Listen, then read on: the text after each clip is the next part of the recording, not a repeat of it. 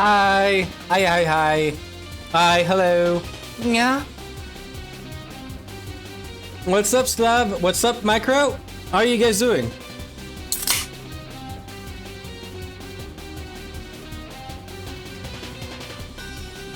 I just finished eating moments ago. We've been chilling. Exactly, same. Banger. I feel better from yesterday. Yesterday, I was pretty tired. What the fuck is this? What did he post? Oh, never mind. Okay. Oh, I was wondering because like Jacob Jeller is a video essayist who typically makes good video essays, and I saw something about like the a video about digging a hole, and I thought he was cashing in on the trend of like the hole digging video game. But no, it's actually Peak. It's actually Peak. Never mind. I love Jacob Jeller. Give me a second to check what you sent. Then she's sad. Then she very sad indeed. Yeah. A lot of nyas, goddamn. We're gonna start Umineko. We are going to start Umineko, and so far, I have not come up with any other theories for episode 2. I know, it is impressive for me to still have not... Like, every time I start streaming again, I realize another extra thing about episode 2.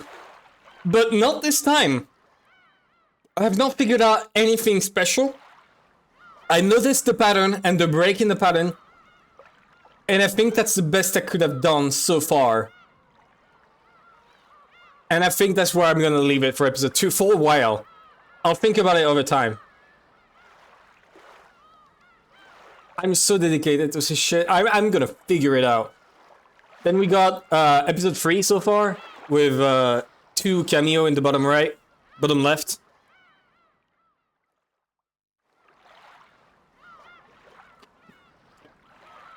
And let's hope, because like the conditions seem similar to the first episode.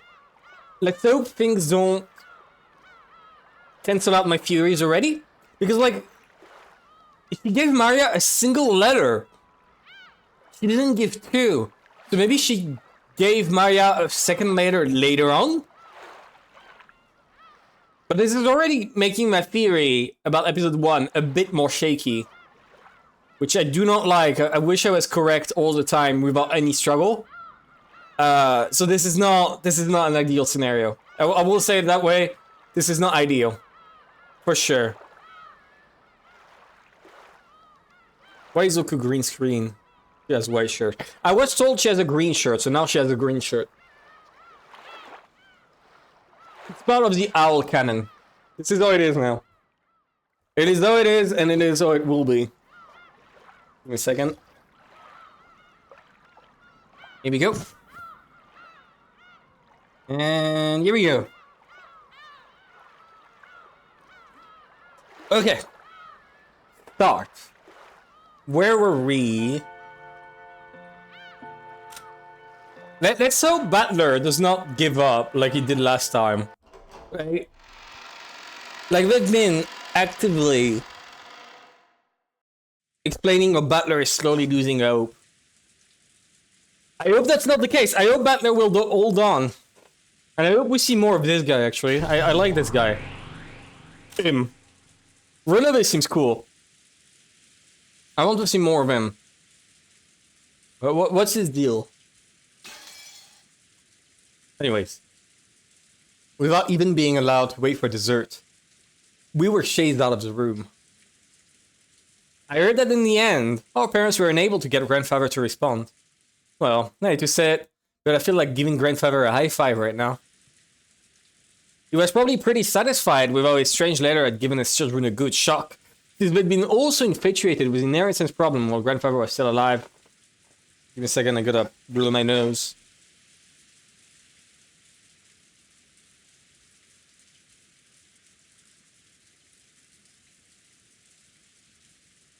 I also feel like our despicable parents had gotten what they deserved in all of this confusion. Give me a second. Here we go. But I couldn't really say that I was feeling great. Oh, so I felt all sulky. Apparently, Grandfather didn't seem concerned with the whole thing, but he also hasn't denied anything about the letter either. When talking about the witch's letter, Grandfather's name kept popping up. If Grandfather knew that someone was stealing his name, then considering his character, he'd probably be mad with rage. But even though Grandfather knew the contents of that letter, he coldly ignored it. Yeah, so it's tacit approval, right? That's the term. So, did that count as a silent yes?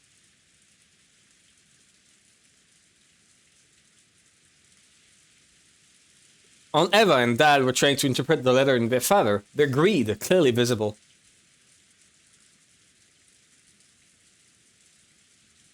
It wouldn't have mattered so much if that was all, but the adults had now started focusing on Maria, who had received the letter. They kept pounding her with questions about who had given it to her. It's obviously the witch. Maya repeated over and over again that she had gotten it from Beatrice, but there was no way such a mysterious person could have sneaked onto the island. After all, this island is small, and there's no one living on it outside the Shirimiya family household. Maya kept repeating that she'd gotten it from Beatrice, no matter how many times she was asked. The adults seemed to think she was trying to trick them, so they didn't hold back and questioned her until she broke out in tears. When Maya was released, she sobbed, all worn out from crying. After our parents ordered us to go to the guest house and take Maria with us, they shut themselves up in the dining hall and started getting louder and louder as we discussed the inheritance. It seemed that, because of that strange letter, Uncle Cross's chance of becoming the next head might have been reduced to a blank slate. And in exchange for accepting him, my dad and the rest were trying to swindle Uncle Cross out of a lot of money. Or something like that. I could have mentioned something that was brought up and that I just realized. In episode 1, right before the first Twilight, Rudolph came up to Kiri and Butler and told them, I think I'm going to die tonight. He said this. He said something along the like of, I think I'm going to get killed tonight. Right? I completely forgot about this. But this makes things so weird. Like, give me a second. This is the line. I got it downloaded. This is what he said. No. What is that supposed to mean? Right? I still haven't factored that in. In fact, I completely forgot about it. Until now. And I still don't know what to make of it. And also... Okay. That's it for the gif. Disgusted as we were, Jessica and I were happy to move over to the guest house. We didn't want to be under the same roof as those filthy adults. They had so filled with thoughts about money. Is it just me, or are most mature women, Umineko, well endowed? I wouldn't say Beatrice is that well endowed. Rosa has nothing going on. Eva does. Natsui, not that much. Jessica, a bit. Kiwi, massively, yeah. Maya doesn't count. Kumasawa, no. Shannon, yeah. So it's probably like a 60%, 60-70%. I don't. It doesn't feel that big, right? I don't really pay attention to it. Also, wait, no, those are all big boobs. I forgot about them.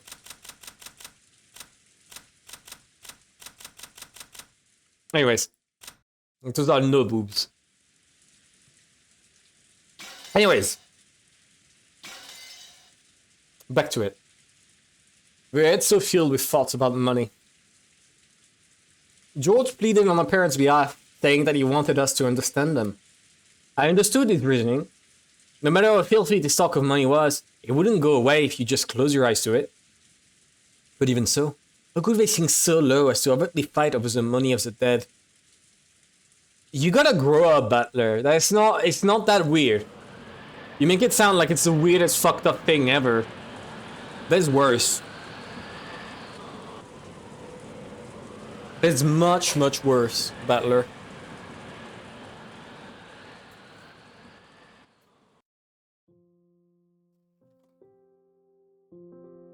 Maya had cried herself dry and was hiding in her bed. She hadn't even twitched for a while, so she was probably sleeping. Oh my god, wait, it's too loud on my side, way too loud. Who in the world gave that letter to Maya? George! You can't ask her that anymore. Isn't it fine to say that Maria got it from Beatrice and leave it at that? I almost spilled an entire bottle of Coke over my keyboard. I would have killed myself. After all, we don't want to make her cry any more than this. Yeah, when the Maria cries. Even though we said that, we couldn't clear away a gloomy feeling. There are only 18 people on this island now. The thought that somewhere in the rain, a 90th person gave Maria that letter and is now hiding somewhere doesn't seem realistic at all. Most likely, somebody got Shannon or someone to put on the dress from that portrait and cleverly got Maria to go along with the story. It's still going to go through... Wait... So, in Maya's case, seeing the dress would probably convince her that it really was Beatrice. Maybe it doesn't really matter who ended up the letter. The important thing is who sent it. The point is that grandfather wanted to cause an uproar by assuming the name was a witch. Seriously, that all gives us good at riling people up. The most likely answer is that our occult-loving grandfather was playing around. Handing the letter over to Maria, who shares the same hobby as he does, in such a dramatic way. Yeah, but Maria wouldn't play along. So he failed to give any thought for what Maria would have to go through, making it a pretty shitty thing to do. He wouldn't care.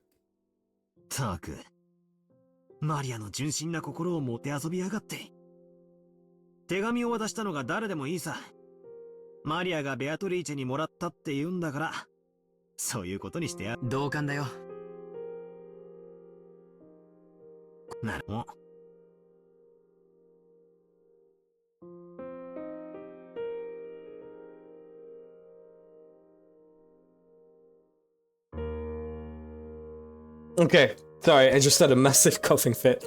What happened? Okay, I agree, let's do that. To Maria Chan, Beatrice is kind of like what Santa Claus is to most kids. Whether we're dealing with a non-existent 90th person or Santa Claus, as long as we acknowledge them, they'll at least exist in San Maria.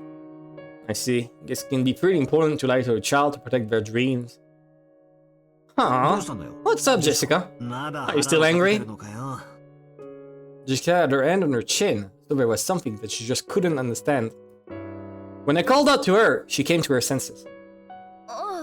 Sorry. It's a weeaboo fogged up glasses. It's George. Your mic. My mic is fine. Oh, my mic is on.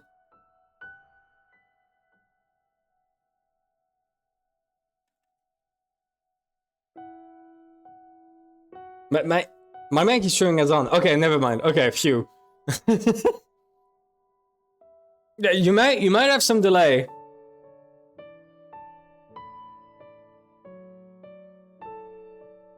You might have a bit of delay. Sorry. Well, actually, I was wondering if Maria might have actually met Beatrice. What do you mean by that? Are you saying there's a 90th person on this island? If you truly take Maria-chan's word to heart, then you would arrive at that answer. No, that's not what I meant. I'm talking about the story that someone we don't know has been living on this island since long ago. Okay. Living, you say? Where? In the forest. It's clue for the riddle. We're finally getting clues to the riddle.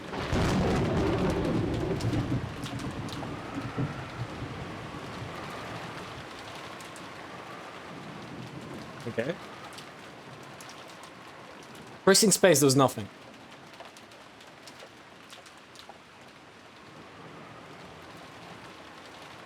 Okay. Oh, back to the family. Okay. So are we gonna see them getting poisoned? Oh, the text went on for some reason. No, yeah, I accidentally pressed space. The adults were gathered in the dining hall, spending a very long time continuing the discussion that had been started by Beatrice's letter. Cross strongly claimed that the letter was a simple prank, no shit. But he couldn't overturn the claim that Kinzo's failure to deny the letter was answer enough. Judging by Kinzo's character, if he knew that the letter had been written in his name, he would be mad with rage.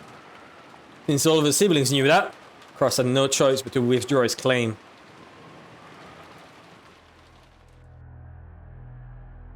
Without even having to summarize it, the contents of the letter were simple. The person who could solve the witch's epitaph would receive the headship and assets. They did a lot of damage to Cross, who had been sure that he would receive the headship, and was better news than the rest of them, who had already given up, could have hoped for. However, there were some points that worried them. The person who solved the epitaph was not limited to a member of the Ishiramiya family. Taken literally, anyone, no matter how doubtful their origin, might receive the headship.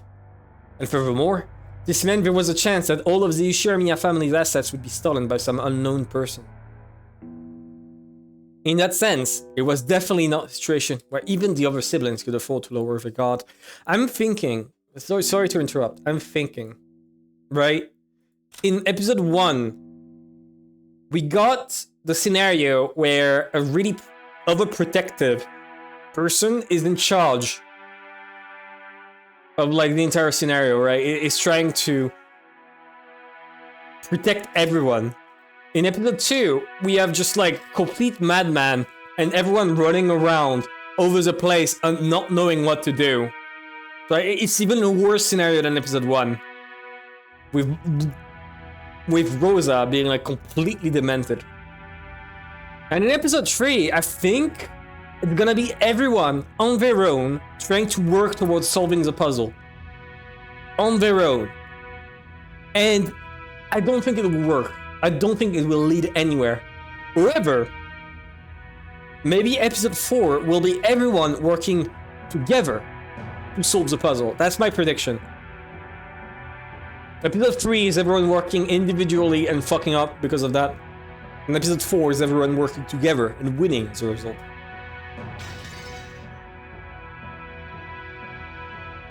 Anyways, had this letter come from an assassin sent by Kinzo, calling themselves Beatrice? Or was this a scheme of some unknown person trying to steal the Ishiramiya family's wealth? They still didn't know the truth. But they could say one thing for certain. Mariad received this problematic letter today on this island. In other words, someone planning something to do with that letter was on this island today.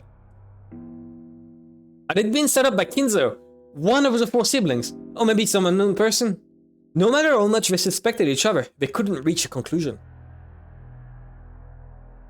After getting tired of bickering with each other, they finally reached the extremely obvious conclusion that doubting each other was just a waste of time. Yeah.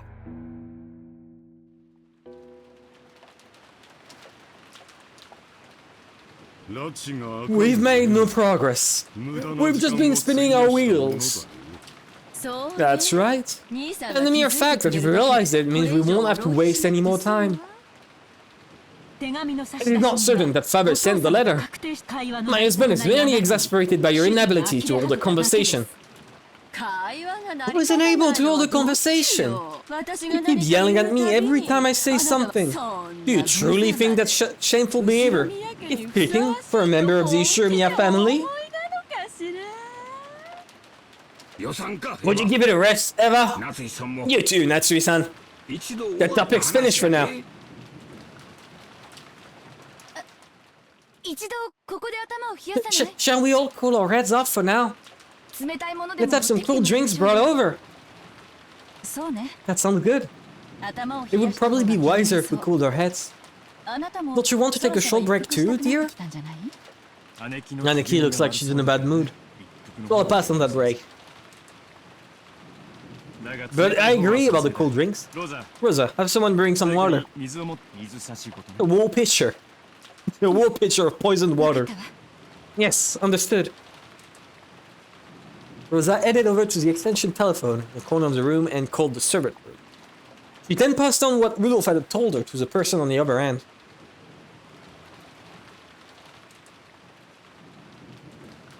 The vicious bickering up until now vanished as though it had been a lie. That silence continued until Goda finished setting the table and retreated from the room. Is there anything else that you require? ありません No. もう騒 Please ぎ leave us. Yes. Then if you will excuse me, if you need anything, call me at any time. Okay. After listening to the sound of Goda's footsteps disappear off into the distance, everyone took a deep breath at the same time to break the tension. 本当にすごい It sure is raining hard. 19 I wonder if this 90th person is taking shelter in the Rose Garden Arbor about now. 雨宿りでもしているのか I wonder. どうかしらね If I remember properly, Kiri actively does not believe in it. Like, she's probably saying this is a joke. This stream is sponsored by the 90th person. Hi, Sapphic! This stream is sponsored by Rosa. Wow. No way! It's probably gonna be a different culprit this time. I wonder. 雨は We might be able to skip the rain there, but it would be quite cold. 肩を冷やしそうね A mysterious 90th person as a visitor. Sounds pretty interesting, just like a mystery novel.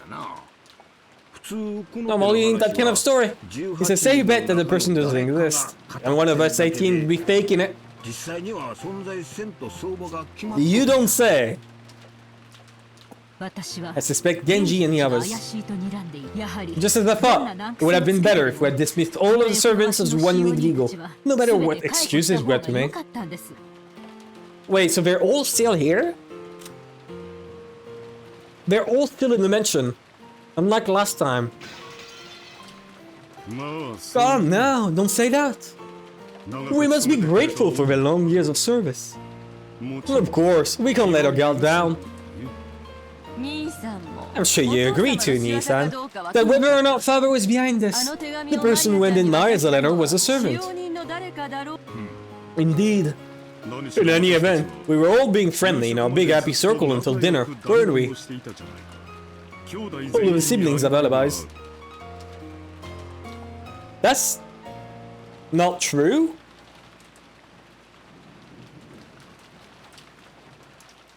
That's a lie. Okay. In the previous one, I don't know, maybe it changed here, but in episode 1, Rosa fell asleep in a separate room, I think in the parlor, before heading out and beating up the shit out of Maria. No, beating her up was before that, right. So like, if she totally does not have an alibi, only a servant could have handed Maria that letter. でも But all of the servants みんなベッドメイクと said か that they were too busy with the bed making to have any spare time during they could go to Maria-chan in the Rose Garden. It's one of the kids. It's Maria herself. Maria made that letter. Hey, what are you trying to say then? You aren't saying that the Witch of the Forest, Beatrice, came over and actually handed Maria that letter, are you? Rosa, you used to believe in that so much. It really frightened you, right? I mean, you still believe at this age in the Witch of the Forest. If she did exist, I'd love for her to appear. But no matter how much I wished, she didn't appear before me even once. She didn't save me from my crisis. Of course not. でも I just thought that since all 18 of us that we didn't do it. 違うと言っている以 That 上 might really be a 本 native 当に person. 19人目がいるのかもって That don't be. In the first place, we were the only ones who came in on that boat. We didn't see any mysterious stranger riding with us. You don't think we could have swam across this rough sea, right? I can't really imagine it. You could have come before, Hideyoshi. Sorry, but you're dumb. Logically, that's true. It is difficult to imagine that there's a single, hidden, and uninvited guest on this island. However, it looks like some of us still can't abandon the possibility completely, right? Hideyoshi had laughed it off, saying there couldn't be a native person. But Kiri had sensitively picked up on the delicate atmosphere among the four siblings. In a normal situation, there shouldn't have been any uninvited guests on this small, isolated island. How would they have come here? And from where? And where were they hiding? And why hadn't they appeared openly, even though they had sent a letter in their name? Nothing could explain that. But not only had the four siblings not joined in on Hideyoshi's laughing, they also seemed unable to completely deny in their hearts the possibility of a native person. Kiri-san, please don't misunderstand. It's not as though we believe in anything like the fairy tale-like legend of the witch. Is this another topic to insult father? Simply speaking of such a thing is a betrayal against him. Giggle, giggle. Wonder. However, this is father we're talking about. It could be possible, right? I don't know anything. What's this? What's this? Why is everyone gotten so gloomy? What are you talking about? In short, the legend of the witch isn't a joke, but a fact. That's ridiculous! Of course, nobody believes in some witch riding a broom and flying in the sky. But the woman in that portrait, Beatrice, might really have existed on this island. Hideyoshi, it looks like we aren't talking about a witch, but something a little simpler. So, it must be something like this. Everyone suspects that father had a mistress named Beatrice, secretly living somewhere on this island. He said it. Father was always exemplary at keeping strictly to the rules. It is completely inconceivable that he would bring someone so filthy onto this island. Rude! Mitsui snapped at them immediately, but it looked like the four siblings, including Cross, didn't agree. On the contrary, they appeared to think Kinzo wouldn't even have existed to do something like that. From the beginning, it had been whispered that Kinzo had built a mansion on this island, specifically because of the existence of an entrancing mistress. I'm sorry, Natsui. I know how much you respect that, but that rumor's been around for a long time. All the buildings on Rokenjima were built by Dad on his own. People have always guessed he had some contraption or secret room set up in the mansion that only he knew about. And it's always been whispered that it's in somewhere on this island. There's a secret mansion none of us know about. Wait, that reminds me. Right, I think it's important to port it over. Give me a second.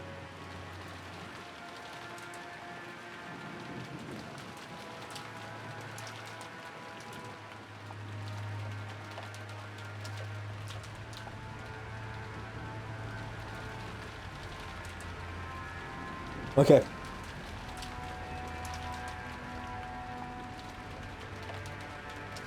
I think it's important to port that one over. If there's any more info we get about the island, I'm gonna update this. I ported this over from the second shot. Maybe the layout of the mansion is different this time around? Who knows? We'll see. Okay. Anyways, back to Umineko. Almost forgot to switch scenes. I see. This island might look like small on the map, but it's quite large for just the Ushurumia family to live on. So, people have suspected that he built a secret mansion somewhere in the uncivilized forest for his mistress to live in. It would be quite a large-scale scheme. In the beginning, we all thought it might be somewhere inside this mansion. There might be a hidden basement with fabulous hidden room, where the witch in that portrait was secretly hiding. After seeing that intricate autolock on that study, it isn't too hard to imagine, right? After all, whoever did spread the rumor that a large amount of gold was hidden somewhere by some mechanism, I wouldn't be surprised if there existed some hidden room inside this very mansion that none of us knows about yet. Wait, I'm wondering, okay, I need to figure it out. Who of the 6 is gonna die first? Is it all servants? I think at one point we're gonna see every single servant killed at once.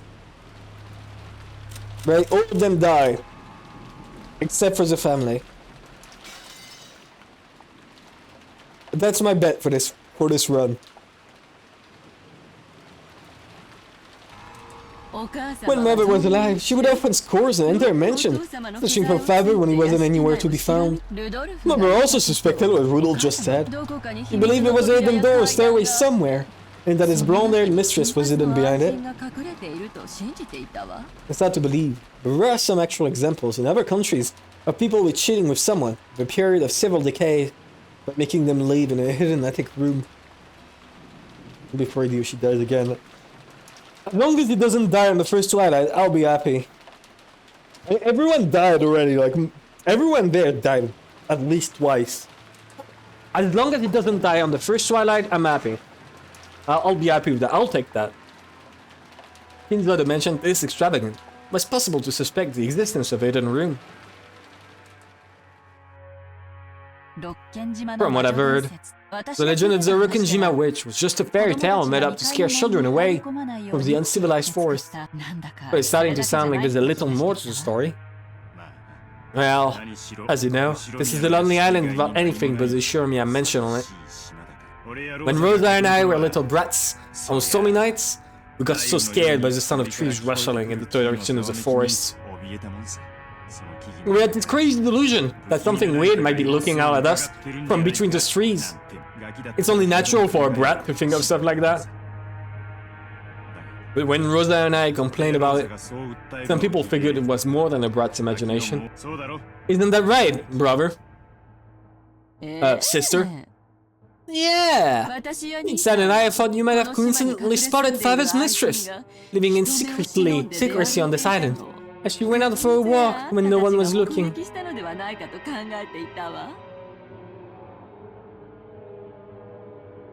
3 viewers! Hell yeah!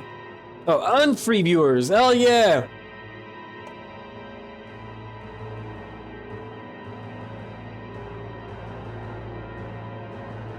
They're cheap, they're not free.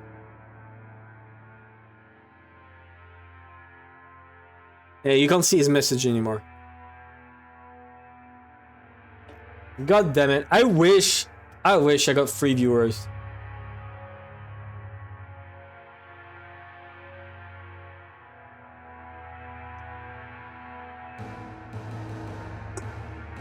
Alright, finish my Coke. I love Coke. Yeah, Nissan and I thought you might have, okay. She went out for a walk when no one was looking.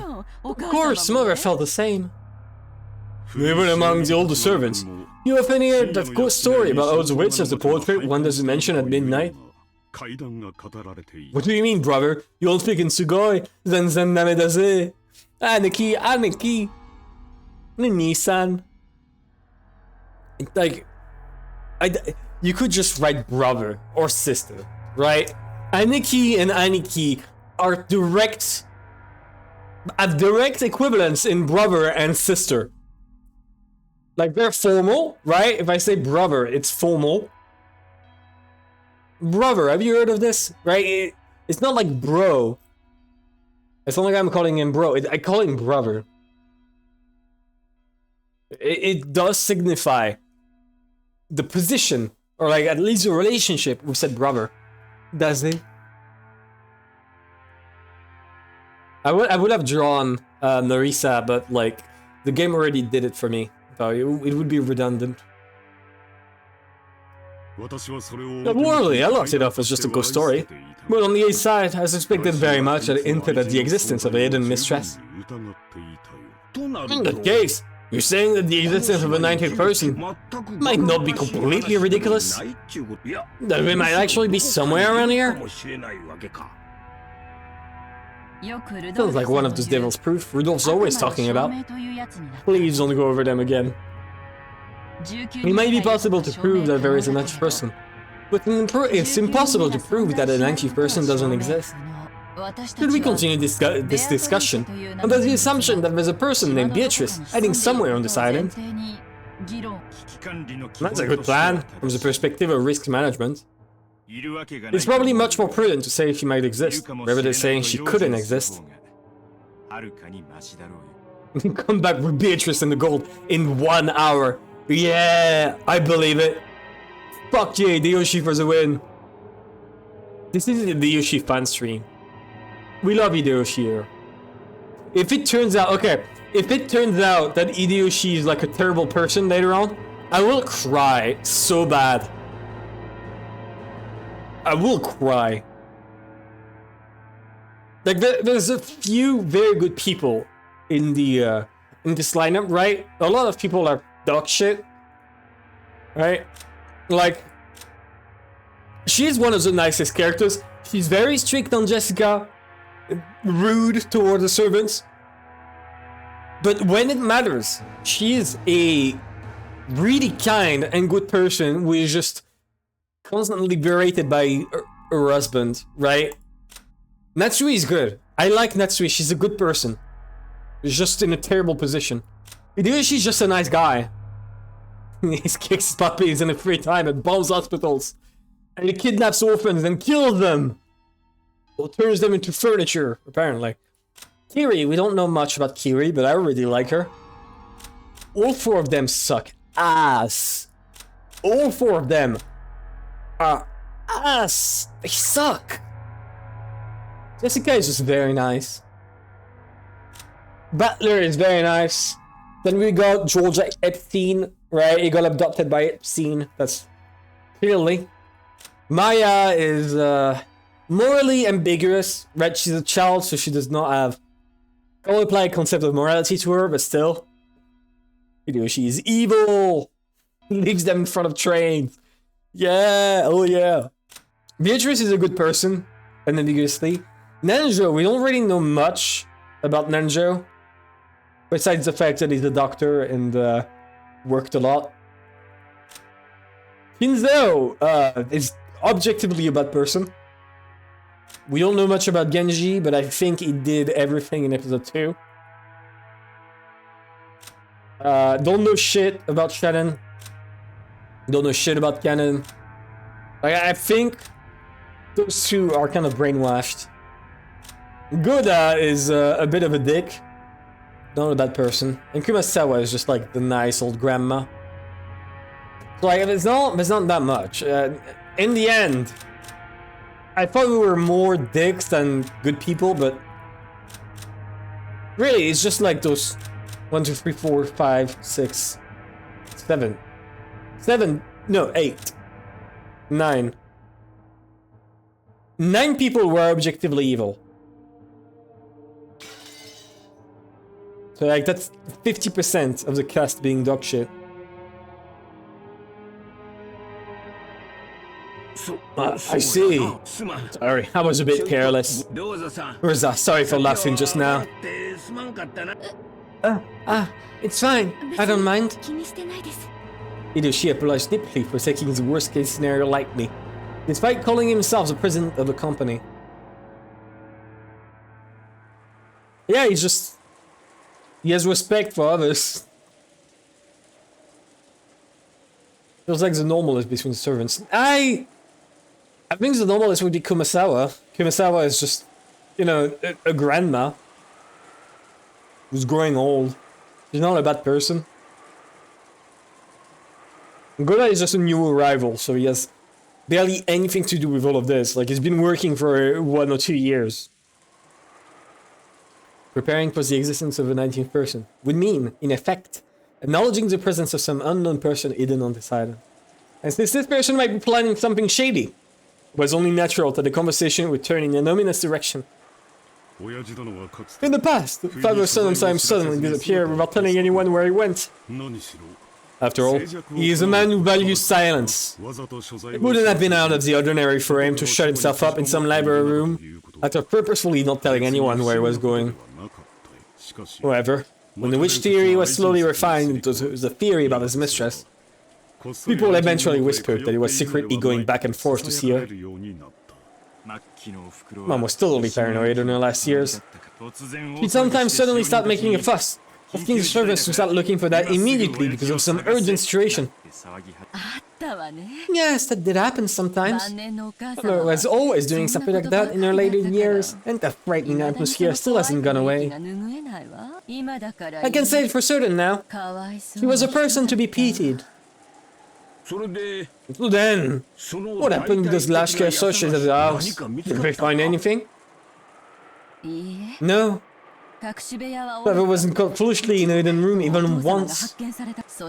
Anyways, after a long time had passed, he would suddenly show up somewhere, like in the incinerator.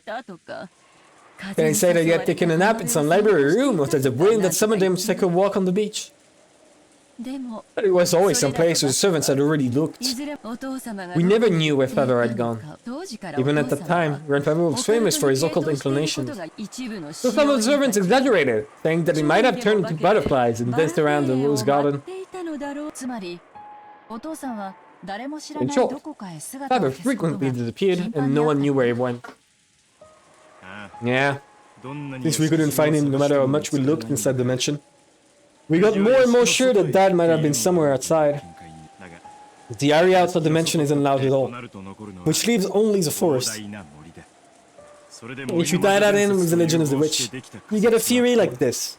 Father actually built a hidden mansion somewhere in the forest, inside of which a mistress by the name of Beatrice lived, and he sometimes went to see her. I was also young at the time. I was so eager to find where Father was having his affair that at one time, I followed him when he went outside. Of course, it was a failure. Every time Father went out, he was oddly intent on avoiding places where he might be seen. I was extremely careful to prevent anyone from spotting him. And he was extraordinarily earnest in his attempts to do so. But that actually made me sure. He must have been going out for some reason that the members of his family couldn't know about.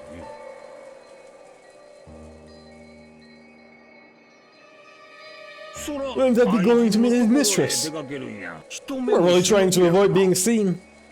After seeing Hideyoshi and saying yes, yes, I thought it was quite obvious. Ivan got a little sullen.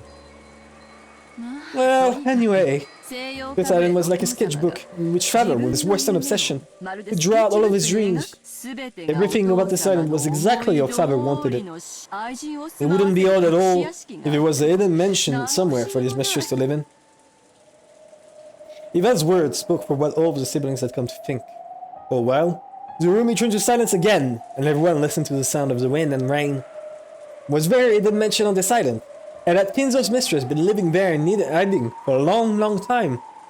Everyone thought they were being too suspicious, and they hesitated for a long time without speaking. But everyone shared a common opinion. Yuri, who had been listening the whole time with her eyes closed, spoke to no one in particular. How long has this rumor about Father's mistress been around? As soon as we moved to this island, about 30 years ago. After all, it would probably have been impossible for him to have a hidden mansion built while we were here. People and materials would have to be going in and out, who would have been exposed quickly. So, if it was possible, it happened before we moved here. It probably could have been built along with this mansion when we were still living in Odawara. Give me a second.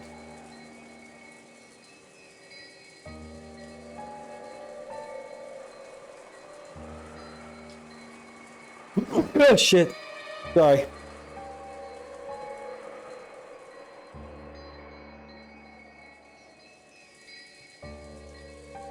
Let me set it up right so it's here we go. Why you know staying up. Stay up. Don't minimize the ribbon. Thank you. God damn it.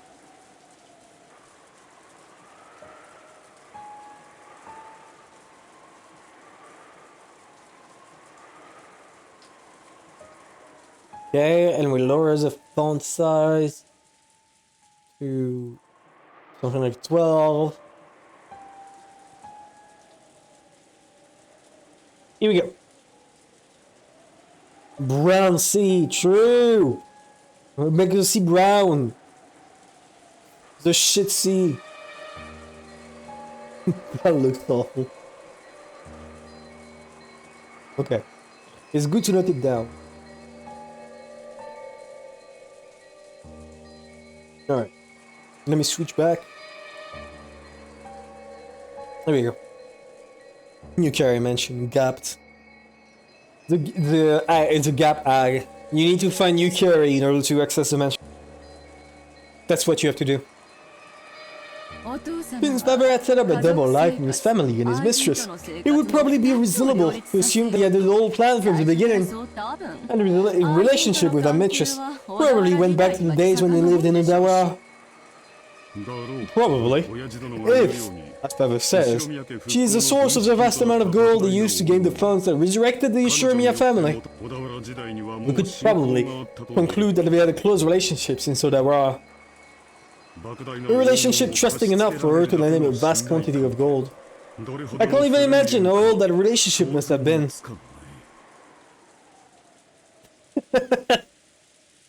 That would be true. That would make sense, yeah. He does not like a single one of his kids. I think the only one he liked is Mara, but Mara is too young. And he also likes Natsui. Yeah, he thinks Natsui would have been a good kid. If Natsui was, like he said, well, she may not be allowed to wear the crest. He is a true Shurinya in his heart. Which made her very happy.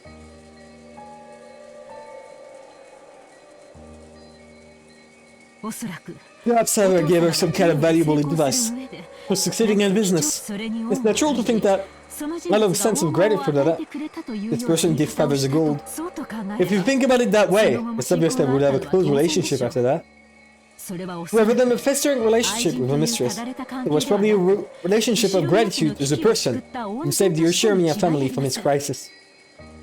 I don't know if Natsui is saying the ring of truth to it or not, but even in that case, isn't building a hidden mansion and having her live in it going a bit too far? Doesn't that mean we felt something a bit more than gratitude? Yeah. A bit much. Well, this is all just speculations. In the first place, no one's ever found that hidden mansion. Aniki, you were planning on expanding this island into a resort, right? As we were doing that, you didn't manage to stumble upon it by chance, did you? Maybe you even bumped into some gold there, too? If you sell gold, you'll be rich type of dice. Yeah, makes sense. Makes sense. That's the type of advice you need to follow. Do you think Rikujima is Treasure Island or something? Don't play dumb. We know that until you say you're opening a resort. You've really been planning to investigate the entire island, right? Judging by all that trouble and confusion we were talking about earlier, you haven't been very successful, have you? I don't know what you're talking about, but it's a misunderstanding. Isn't it perfectly natural that investigating this island would be the first step in turning it into a resort? Ross tried to play dumb. It was plainly obvious to his siblings, who knew him so well. Ross was definitely sure of the existence of an hidden mansion. And under the pretense of opening a resort, he had been closely investigating the island, searching for clues to the location of the hidden gold. Give me a second to check something. Right, I need to pay attention to Kiri if Kiri has a fang. Kiri, Genji, and Kumisawa.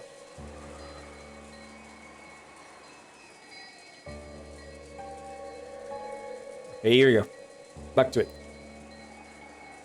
They couldn't tell whether that conviction was just him overthinking things, or whether it was based on some physical proof. Still, a cross with all these gal was sure that was enough proof for the other siblings to be sure too.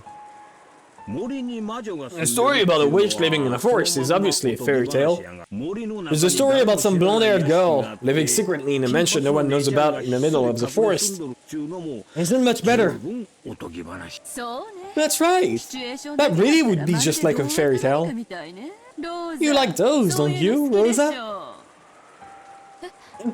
Well, when the mansion was built on this island, Father was at the height of his prosperity. It's so weird to see Rosa like that panicked and silent compared to episode 2. Like, there's such a like contradiction between them. With his money, he could probably obtain anything. Make any of his wild imaginings real. A mansion in the forest, where a witch quietly waits. It sounds like the kind of situation Faber would like, doesn't it? Like something from the occult of a fairy tale. It feels like that's kind of hobby.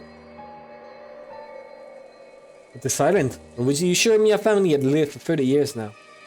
The mansion that no one knew about had been quietly built to house a witch, about whom nothing was known, except what could be guessed from a portrait. Even the site still is thrown to gather theory. Might not be completely delusional, including all of Kinzo's strange habits and his vast wealth. It might not have been possible for Father to build a hidden mansion to satisfy his dreams. However, let's be realistic. Would it be possible to house his beloved woman in that hidden mansion for decades, without it becoming inconvenient? Well, if it was love, it could have been doable, right? Kinzo wanted a white girl because he was bored. Based. Why did they switch to Japanese? Yeah, give me a second. I want to eat a donut. Give me a second. I'm gonna eat a bit more, so give me like 5 minutes. I promise in 5 minutes, I mean.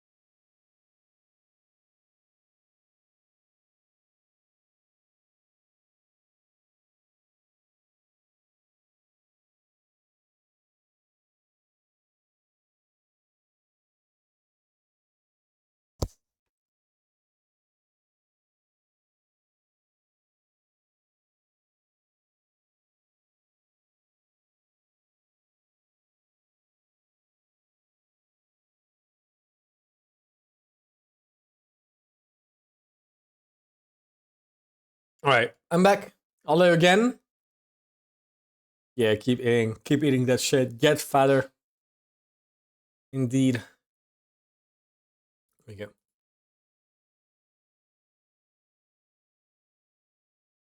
Okay. The sound bugged. I need to restart the game. Cool. I need to restart Umineko. The sound completely crashed. That's cool. That's cool. That's cool. Can you close properly? It's not closing. It crashed. It just completely crashed. It's over. Come on, please. I beg you. I beg of thee, please. Please work. Close program. Thank you.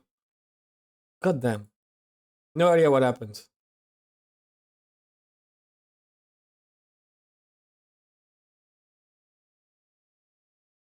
Come on.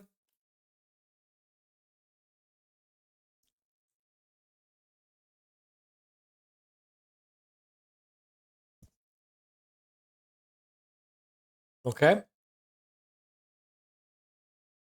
Please tell me it works again. I will cry if it doesn't. I will cry really loud. Perfect!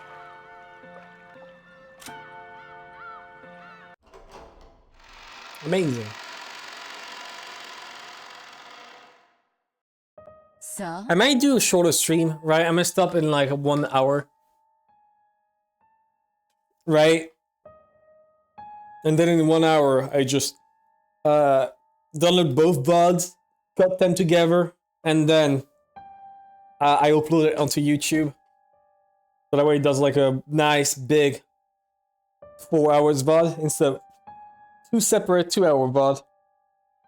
I think people like it better when the VODs are long, from what I'm seeing, rather than like a bunch of short ones.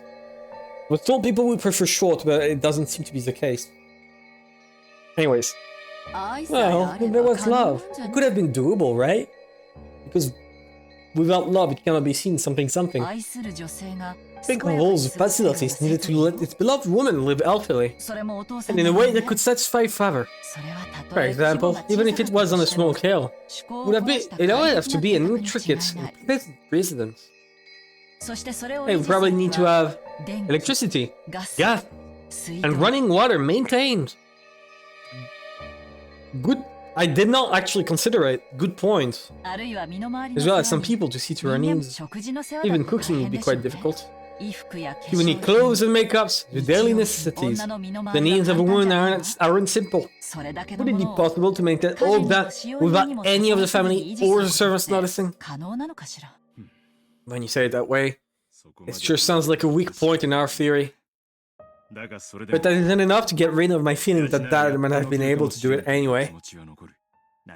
After all, it's Dad we're talking about. That's right.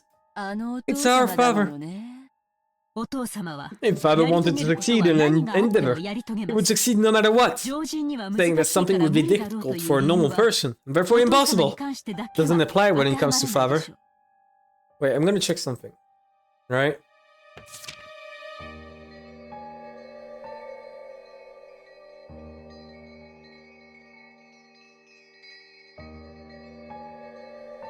Yeah, I don't understand.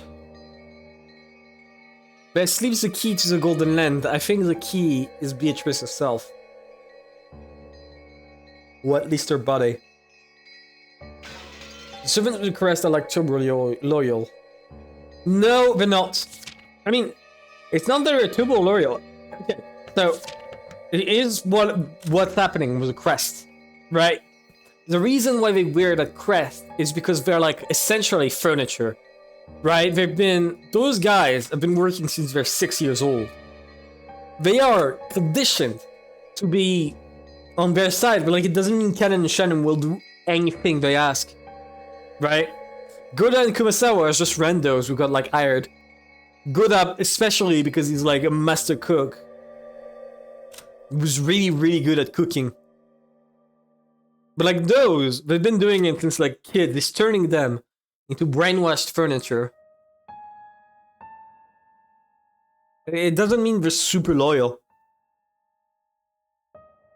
Like, in fact, if they were loyal, they would have bowed to Beatrice, because Beatrice is even above Kinzo in episode 2. But they didn't. Shannon straight up just told her to fuck off. And Cannon fought against her.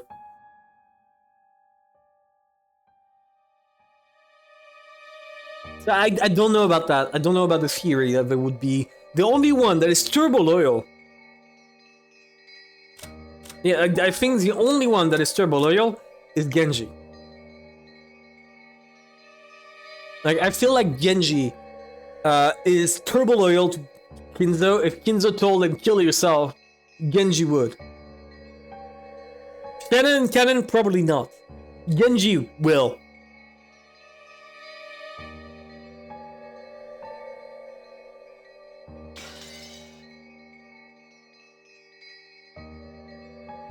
Indeed.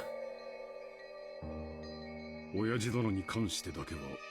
should never underestimate father. Father's madness can be understood by normal people. Have you caught up on episode 2 by the way, Safik? You should really watch. I put all of them as like a VOD. You really need to watch the ending of episode 2. It's great. Yeah, you did. I'm glad. It's peak. It's genuinely peak. I love Umineko.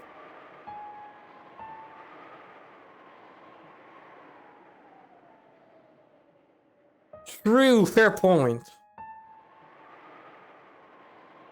But like, I think those two are not that loyal, but maybe he has more that are loyal. I wouldn't put it past that Kinzo. I think Genji is always there anyways, because he's like the head furniture. So like kicking him out would be stupid.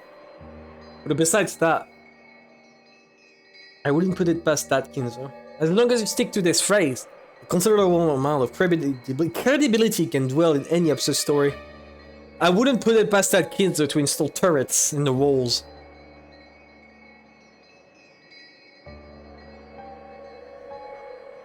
However, that didn't cause the importance of what Kiri had said to waver. This was different from stealthily raising a kitten in a cardboard box and keeping it a secret from your parents. Taking care of a person in secret over a period of 30 years would be an incalculably massive task. Indeed, and thankful. True. This is essentially what this is about. After all, Father's Legend of the Gold started before he gained possession of Orkanjima. That means the relationship with his mistress was over 30 years long. How old would that make her? The worst case, she could be as old as us or older, right? Why do they assume she's alive? Right? If I'm hearing this and I'm like with them in the room, my first conclusion would be that she's dead. And that he's actually like, all of this is like a mausoleum. And he's just going there to, you know, admire her corpse or some weird shit like that. Spikes from the floors, arrow traps and trap wires. I've already brought it up, but I think my theory so far, my best theory, is that there's turrets in the wall that Genji used to shoot people inside of the room. I don't know how he did the trick with like locking the door from outside, but I do know how he killed all of his targets.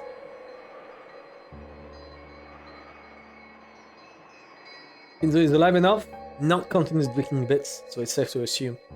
Fair point. By that age, the body starts to break down. I don't care what dimension's like. I wouldn't use the word agreeable to describe living in a place where people's eyes don't reach. Almost like she was under house arrest. That's right. If what father told us about Beatrice is true, then that relationship has lasted for over 30 years. She might have been a charming young woman at the time, but it probably makes sense to assume she's an old bat like us now. I can easily imagine that, given the contents of that letter. You should talk. Ross laughed as if none of this applied to him. You're like the oldest in this room, or you look the oldest. Of course, Eva was offended, but she didn't strike back. Clearly, Anki. So, if everything we're thinking is true, then she should be joining on Dad's inheritance problem with her head held high.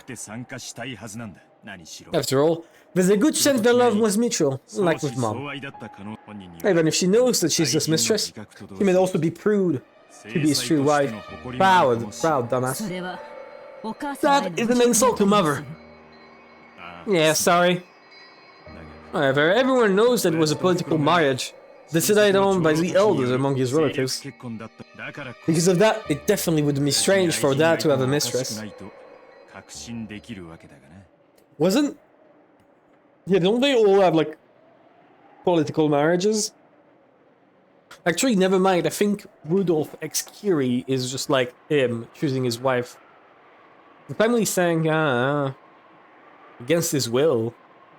Beginning other relatives treated Kinzo like a dummy and influenced him powerfully, almost like he was a puppet. He wasn't permitted to decide anything by himself, not even his marriage partner. Ever since he met the Golden Witch Beatrice in those distant days, Kinzo's legend of the gold was quickly embellished into something dramatic. In other words, it could mean that Kinzo really did find a woman he loved. If she also knew the whole story, even if they weren't marriage partners, it would not have been hard for her to consider herself his true wife inside her heart. And now the person registered as his true wife was already dead.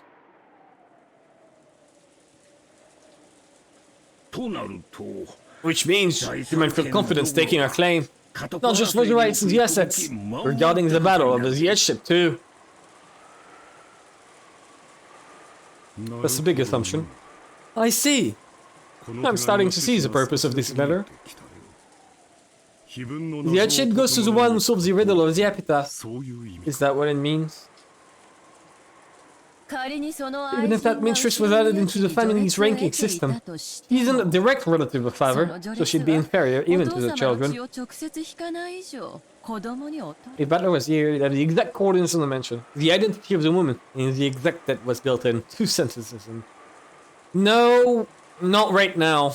Not right now, Stafek. Right now, Butler is being a pushover. After episode 2, Butler is like nearly broken. He needs to catch himself, like, he needs to catch himself up. He needs to get over himself. He's supposed to have the help of, like, the, Burn Castle, right? Burn Castle is supposed to help him. But she has not showed up at all. We've seen Lambda Delta, we've seen Beatrice. But no Burn Castle. Right? That's the name, right? Burn Castle? Pretty sure it is. No, it's not. Okay. You probably miss ronove, I think. I love the guy. In other words, she'd be one step below Rosa in rank. That wouldn't be good position to enter the battle for the headship from. I see. So that's it. If someone can solve the witch's riddle, they'll get the headship regardless of rank. In other words, it's the most advantageous condition Beatrice could possibly get, since she's got no chance otherwise. The revival of the Ushirmiya family was made possible by the gold Beatrice had bestowed. That was quite a distinguishing service she had provided. She had built that wealth together with Kinzo, so it was natural that she would think of herself as the one who should inherit it. It would also be natural for her to despise the thought of giving it up to the children the wife Kinzo never loved. Sure. How could she be so imprudent? Even if such a mistress actually exists, joining in on the battle for the rights of Yad's inheritance would be a reckless action, far above her place. What disregard for her own position? Natsu turned red, her fist quivering. She had also come into the Yoshimiya register due to complicated circumstances. It was knew and understood more or less why she was so angry for the sake of Kinzo's dead wife. Well, thanks to that reckless action of hers, we all have an even chance now, right? Baba has even given it a silent approval. The person who succeeds, will the person who succeeds the Yoshimiya family be his mistress Beatrice, or one of us, the relatives he doesn't love, or one of the servants, or butler. Maybe he wants to make us struggle over that to see who's worthy.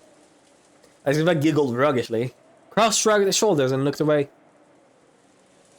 However, since she's the one who brought this rule to light in the first place, maybe that means it gives her a significant advantage. That's right. In the first place, Beatrice meant that letter literally. She's Faber's alchemist. In other words, she's the manager of his gold. It wouldn't be strange at all if she knew where it was hidden, wouldn't it? Isn't that arch?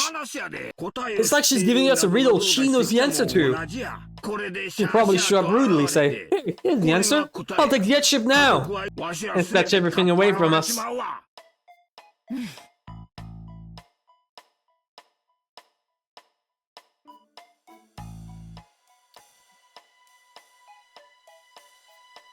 If you stay in the realm of fantasy, and you assume that Beatrice is the witch and she just wants to collect the debt, this could be true.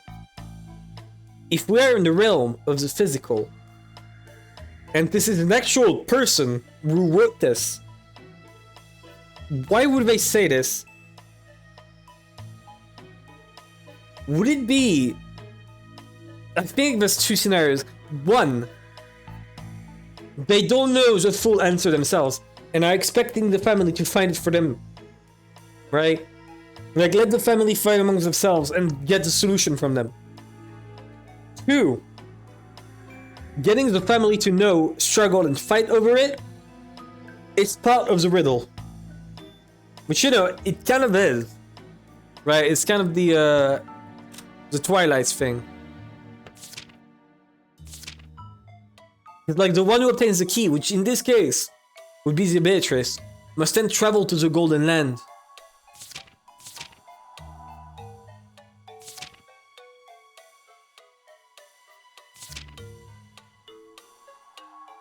So we would need to skip the 9th Twilight. Chosen by the key too. But who is the key?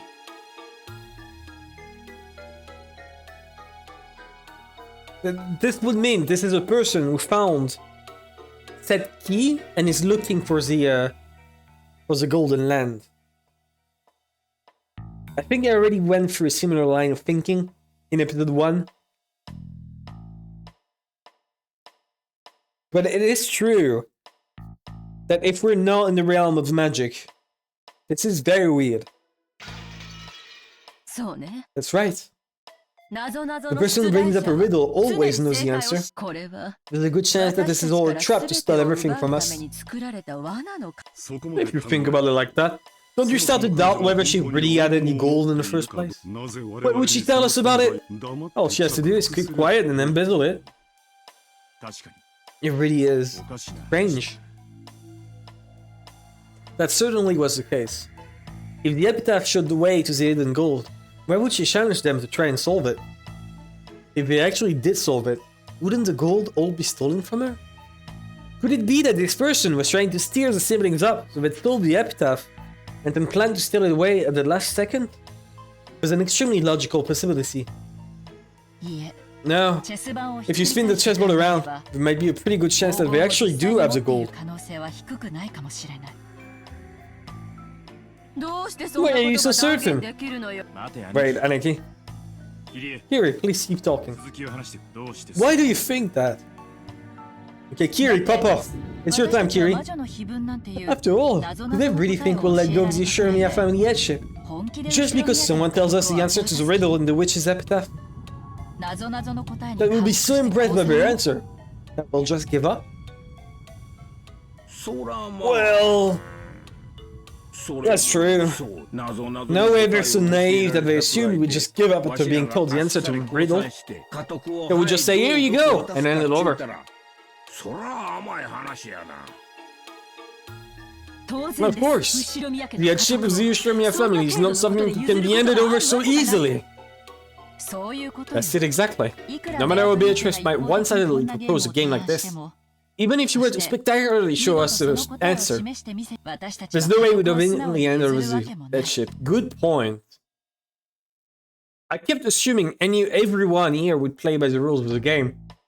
But if the game is solved, nearly all of them would instantly go, I don't care, I found it first, or I don't care, I'm still the one succeeding. Fuck you, right? In other words, unless she has a compelling force in the form of challengers who came with equal conditions for us all, this won't truly count as a game. You're right. Unless the losers have no choice but to give up on the headship. Because of a compelling force, this won't really count as a game. And what might this compelling force be? Would they bind us in chains and threaten us into ending over the headship? I see. I get it. Let's just have to do something to make us want to give up the headship willingly. Yes, I see. To do that, Beatrice would have to own 10 tons of gold. I see, I get it too. In other words, it's a trade? Huh? I don't get it. I'm Natsui. I'm literally Natsui now. What do you mean? A trade? Trade what? Ushiromiya family headship was the hidden gold. Beatrice surely plans to tell us the location of the 10 tons of gold and use that as a bribe to gain the Ushiromiya family headship. Oh. Oh? Ridiculous, yeah. That's way too far in your assumptions, Kiri. We want to trade the headship of the glorious Ushiromiya family for money? That's blasphemy! Blasphemy against the Ushiromiya family! Please listen without getting mad. About how much wealth does this glorious Ushiromiya family have right now? Are we really that affluent? The definition of affluence is not dependent on property. It is about ours. Our financial situation has nothing to. Cross-interrupted Natsui as she started to go on and on emotionally. In this situation, the more she went on like that, the worse it would actually sound. Besides, I hear your current situations are quite unfavorable. Oh, really? I've heard that your financial situation's really bad too. Offering up more and more as collateral for new money to gamble with, repeatedly dabbling in new gambles, unable to accept your losses. If you caught what's going on behind the scenes, you're in even bigger financial straits than the rest of us. So much money have you lost, Nisan? You have no talent. What are you saying, has no talent? And what do you mean, financial straits? Natsui became indignant once more, but cross-raised his hand again and interrupted her. Seems you are making a small mistake. Business is not something that we judge based on current progress alone. For someone with a long-term outlook on business, such as myself, it may sometimes appear at a glance that I have suffered significant short-term losses. Nikki, we've been collecting evidence. Your position right now isn't one to be proud of. So this is what Kiri's trying to say. Every one of us has got money trouble. And Beatrice has 10 tons of gold. As the only person who knows the location of the 10 tons of gold, Beatrice is planning on using it to force us to sell the headship. About how much is 10 tons of gold worth? A lot. Like 2 billion yen? A bit more. No, 20 billion yen, yeah. That seems more accurate. With that much piled up, we'd be ecstatic to accept her as a successor. I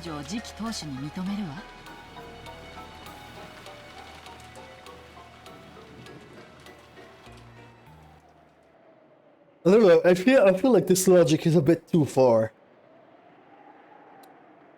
I think Kiri got stuck in one road of logic and is ignoring everything else there. I think it could be as simple as Beatrice not knowing the riddle herself. Like, Kinzo is the one who made the riddle and she doesn't know. And she's planning on getting them to find it out. 2,000 yen. Yeah, it's about like 5 euros. That's what 20 billion yen is. The scene returned to silence. In fact, the rain and wind felt even noisier now. It was probably the sound of the windstorm racing through the insides of their minds. This isn't funny. To think we'd give up the headship to some women of doubtful origin just because she had a little money stored up. Don't be stupid. The headship wasn't even yours in the first place, right? We got nothing to lose and money to gain. We'll have to calculate our profit and loss, but it's something worth listening to. I knew that Cross had eaten much of the Shurmia family's assets, so it was dregs that remained of that inheritance, versus the cost of being upset as yet that Beatrice would pay. Yeah, Cross was not the right choice to have as a kid. It was a shame, but honestly, the former was less enticing than the latter. Well, probably wouldn't end up as 4 equal portions. His brother would be given his possession of successor. Portion would have to be larger. Makes me feel kinda jealous, you know? Dear, the amount of money isn't the problem, right? Calvin, the younger siblings attract themselves the glory of the Shurmia family for money. Don't you see? Why are you displaying your dignity as the oldest son? Natsui, stay quiet for a while. Dear? This is a dizzying proposal. We're planning on getting 250 million yen out of Nadiki, which treats us with 10% of the 10 tons.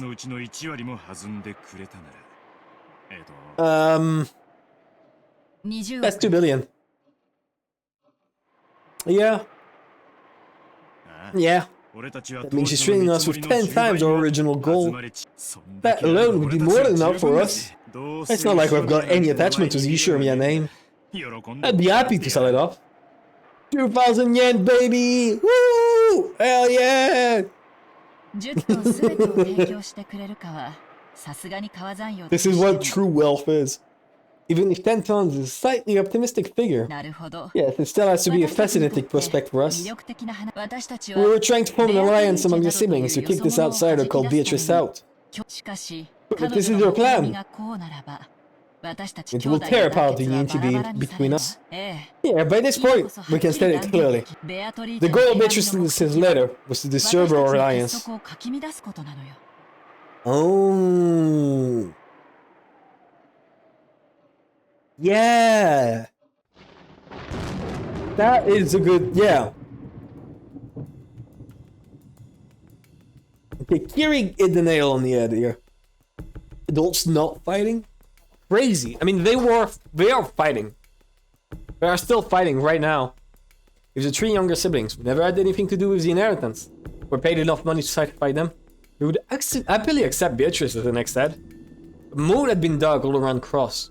In that case, the negotiation would be one-on-one between her and Cross tried to look strong, but Cross's financial and political situation was extremely weak. He might bluff in front of his siblings, but on the inside, he was considering entering negotiations, depending on the sum of money involved. In order to bury his losses, Cross had taken advantage of the fact that Kinzo had shut himself up in his room and had embezzled Kinzo's personal assets. Therefore, when Kinzo died and the inheritance was distributed, Cross's situation would probably be investigated and he would be so fucked. But if he gave up his seat at the end to Beatrice, she would also receive rights to the asset, and as a result, the distribution of the inheritance to the siblings would not occur. In other words, Cross embezzlement might not have to be made known to the other siblings. Of course, the siblings were frightened of Kinzo, but it was doubtful whether they still actually respected him as a father.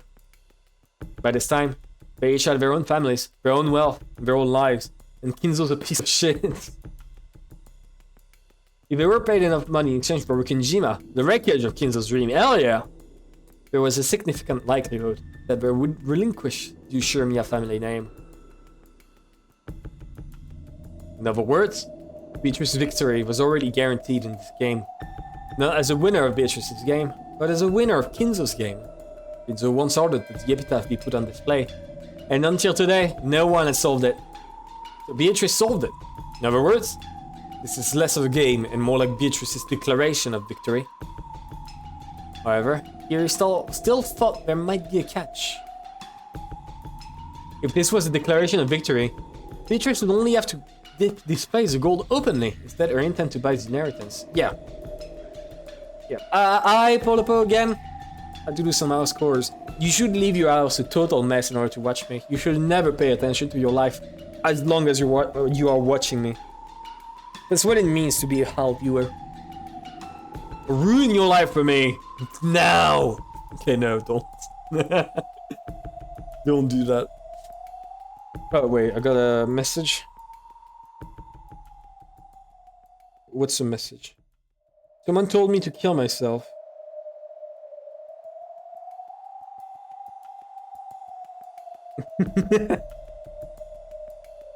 Okay, never mind. It's a good one.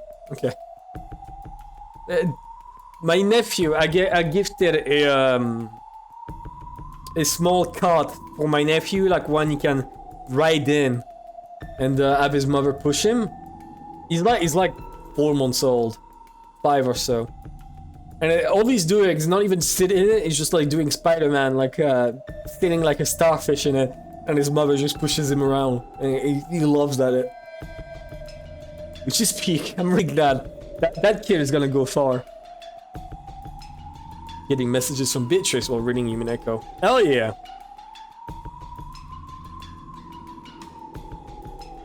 The message from Beatrice is the epitaph. Solve my riddle.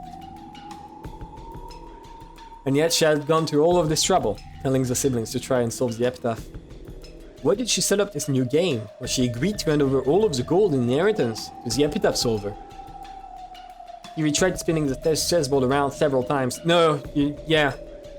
She searched for the sort of ideal strategy Beatrice might be after, something that could lead to this kind of thinking. In the end, she reached a single conclusion. There's none. Could it be? Arrogance? Yeah. Or maybe she's playing? What are you talking about? 魔女は碑文を解いてみろと私たちに挑戦状を送ったわ。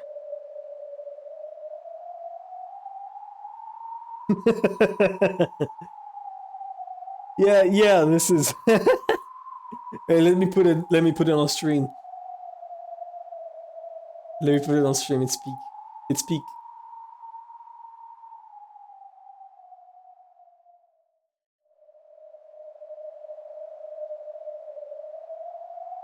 Solve my riddle. Solve my riddle. Who am I? Shut the fuck up, Beto. And obviously, super paper and burn castle. Oh, this is peak. Now there's no spoiler. What do you mean? There is literally no spoiler there. Also, I am a devil. Like, I've already seen super paper. I've already seen burn castle. I don't think there's any spoiler here. Solve my riddle. Solve my riddle.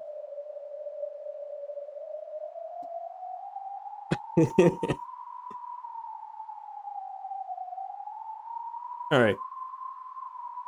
The witch sent us a letter of challenge, forcing us to try and solve the epitaph. She might be taking us lightly, thinking we could never solve it. Like, wait. Yeah. I still have the achievement of, like, I am super paper.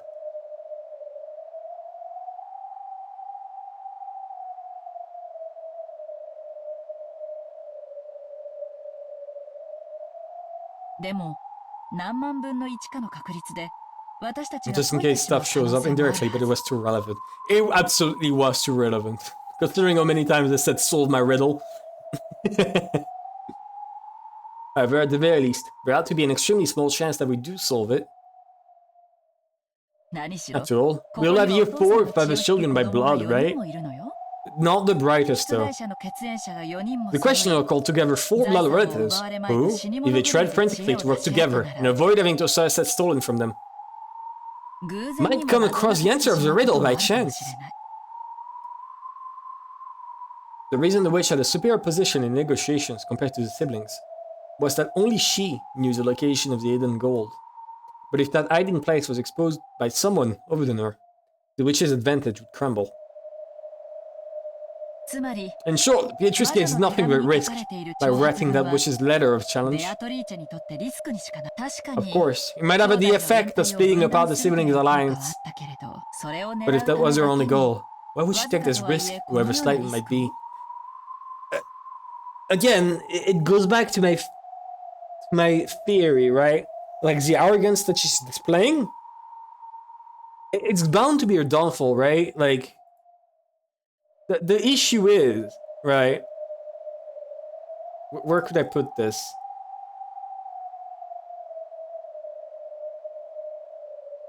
I don't think I put it anywhere. How can I explain this? Right? The Butler only has like to win once, right? Beatrice might be the endless witch, but Butler it only needs to win once.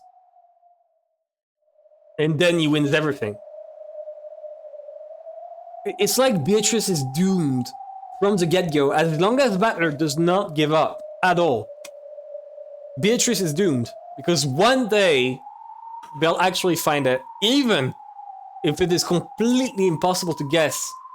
Like 0.0001% chance. With enough tries, she will lose. Like, she is doomed to lose because of her arrogance. Butler could have suplexed Beto through stable during the first tea party. He should have. Completely. They would have solved everything. If that was her only goal, why would she take this risk, however slight it may be? That seems reckless to me. But, if we keep in mind a certain type of emotion, that risk becomes comprehensible. And you're saying it's arrogance? Yes, that's right. When people have an overwhelming advantage, they tend to get arrogant. And when they do, they want to show off that advantage to the losers. So they sometimes take some small risks. A moderate amount of risk add a little spice to the joy of victory. It'd be boring to win without any risk. Yeah. True. I understand. I like that kind of thing too. Yeah, I understand it well. Well, I have a few plausible explanations for the true motives behind Beatrice's letter, but I think this really might be the truth. The emotion hidden behind that letter was arrogance. Arrogance. She's trying to throw her weight around, looking down on us. Is she really that fat? Does she look that fat?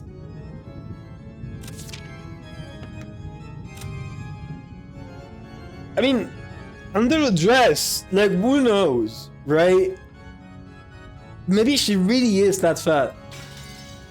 In which case, there's no way of winning. As if there's no way we could figure out such a difficult epitaph. She's wearing a corset and a big dress. This dress is skin tight. And that dress is skin tight because she's wearing a corset. Like, maybe under it, like, all her weight is in her thighs. Right? Who knows? Maybe she's like super fucking ripped in her thighs, and that's it. Nowhere above. It might even be possible, if surprising, that the epitaph wasn't written by Favre, but by her. Sounds great! Solves the riddle of the epitaph, she says. Show me a boxing tournament. MMA tournament, actually. If only I solve it, I would be my dad, right? I'll solve it. I'll accept the witch's challenge. And if those other siblings couldn't solve it, I'll solve it by myself. And I'll prove that I'm the one who's fit to succeed. You show me a family. I'll take that challenge. I will. Solve the riddle. Hell yeah, Eva fucking winning this shit. Okay. It's only 9 p.m. And we're teleporting to the kids. Right? No. Berncastle, is this your time to shine? Do your thing. You need to do your thing now. I see. So she's not a witch, but a mistress named Beatrice, who lived on the island. So there can be more than 18 people. We are in fact literally teleporting to the kids. Yeah. Which means I can defeat the line of reasoning that says any crime impossible for all 18 people must involve magic. There were already ways in episode 1. It was already possible for one of the 18 to have done it in episode 1. I went over it. Would that did it? That's my guess. That's a big scoop. Oh, ronove! Hi! Me? Bana-sama, would you like some black tea and cookies? Beetle's butler, who called himself Ronove, appeared out of nowhere. A plate set on a silver tray that he held was filled with delicious-looking, steaming black tea and cookies. I really don't like this guy's smile. I really do. I really do. It's such a smug dick. I love him. For some reason, it doesn't look like a smile used to warmly greet a guest. Feels like he's mocking me somehow. I don't know if he really takes me for an idiot. Cookies are gonna buff Battler. This is a mistake. She fucked up. She fucked up so bad. Unless they're laced with LSD, in which case, you know, maybe she wins. How do we rate this move? It would be great. Okay, no, genuinely, it would be really great to have an indicator, like the top left or top right, where like I actually judge myself how good the move is. It would be very funny. I shouldn't make that. That sounds funny, but it would be so much effort. I don't need any. I'm busy now. Leave me alone! Oh my. A shame. The cookies were so delicious, too. Cooked so wonderfully, they would be wasted on a mere human. I think someone would feel like it. Battler and Colston total misplay. You can't say that. He tried his best, right? He made some good moves. But the issue is, he's not really figured out the proper angle of attack. He's not dumb. Battler is not dumb. Just set it down somewhere and get out of here. I can't take the Battler Slender. I can't take the Battler Slender. He's just best character. And you can't deny me. Incompetent move, incompetent move, incompetent move. Right, because, wait. Give me a second.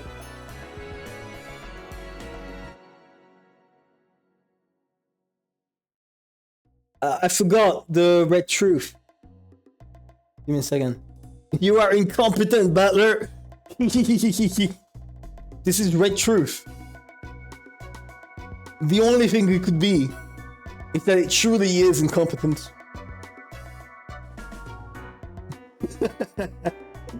Okay, back to it.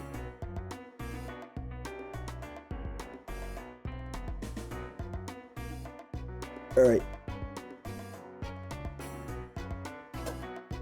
And the laughing red means it's objectively funny. Screw you! Fair point!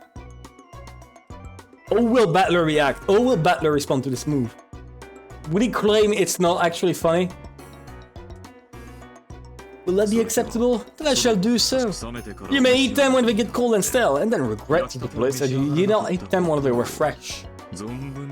A true master chef would make cookies that are good even when cold. I think, Ronove, you're a terrible chef, and I'm disappointed in your services. You really are annoying. Well, you're a lot better than the Vito. He's doing that creepy cackle right next to my ear. Yes, that is quite true. There are times when Milady's laughter becomes quite undignified. Every time I hear it, I find it painful to comprehend why such a noble demon as myself must serve such a master.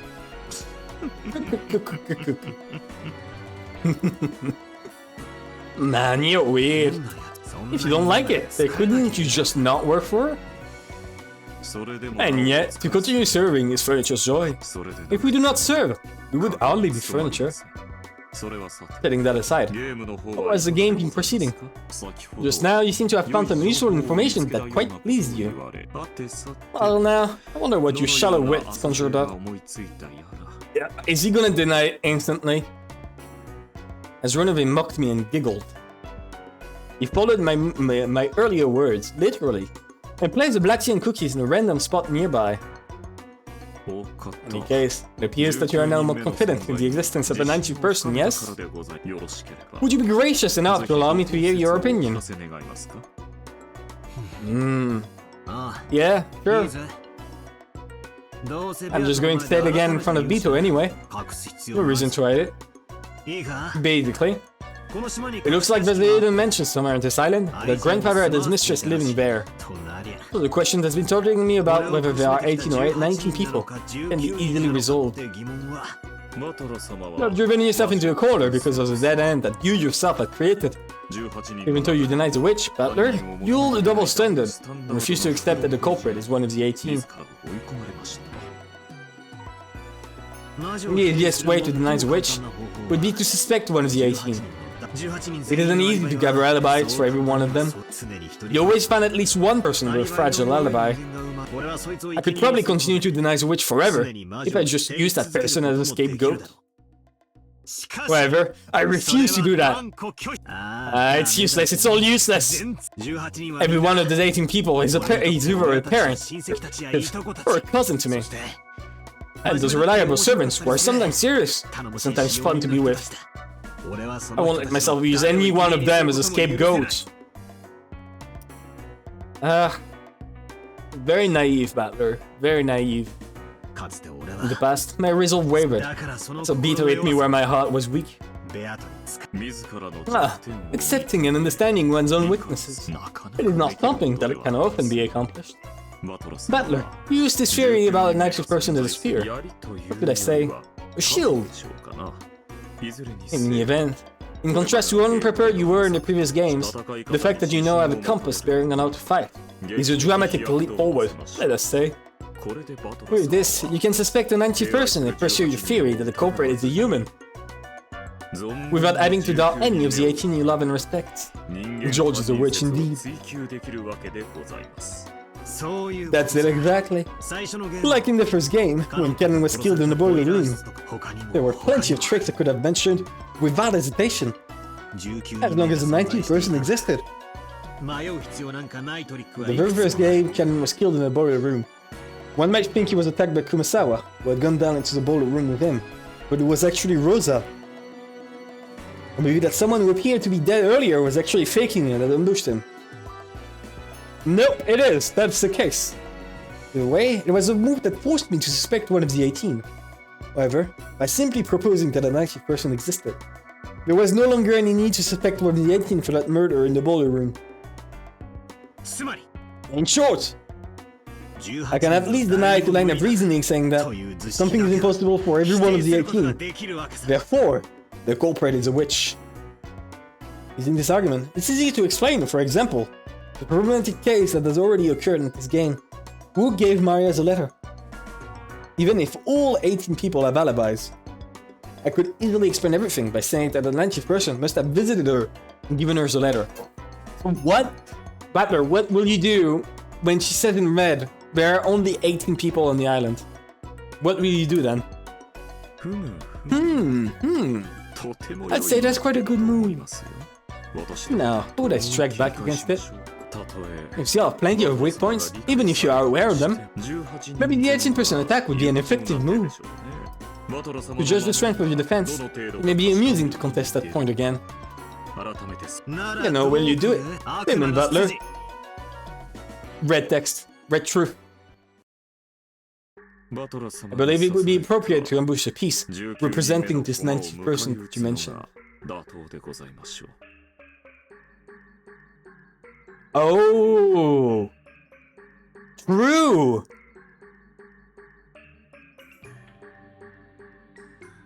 If Beatrice really wanted to, like, destroy him, she would get the 19th person killed and display their corpse. And then suddenly, Butler no longer has a choice and must suspect one of the 18. Is this true? You have never met this 19th person, yes? Would you please show some proof that this 19th person exists? Naive. Of course I knew you'd probably try that move. My. Please respond to it. Witches and demons and the like. There's no more fitting move for you guys to use. It's one of those devil's proof. He's so proud of it. And the thunder rages. When you try to make some claim to humans like us, we'll always counterattack by telling you to show some proof. Because that's a human move. But I'm fighting with a witch. I'm taking part in the battle with someone who isn't human. And some moves exist that can only be used in a game against a witch. They are cheap moves. That's what this devil's proof is.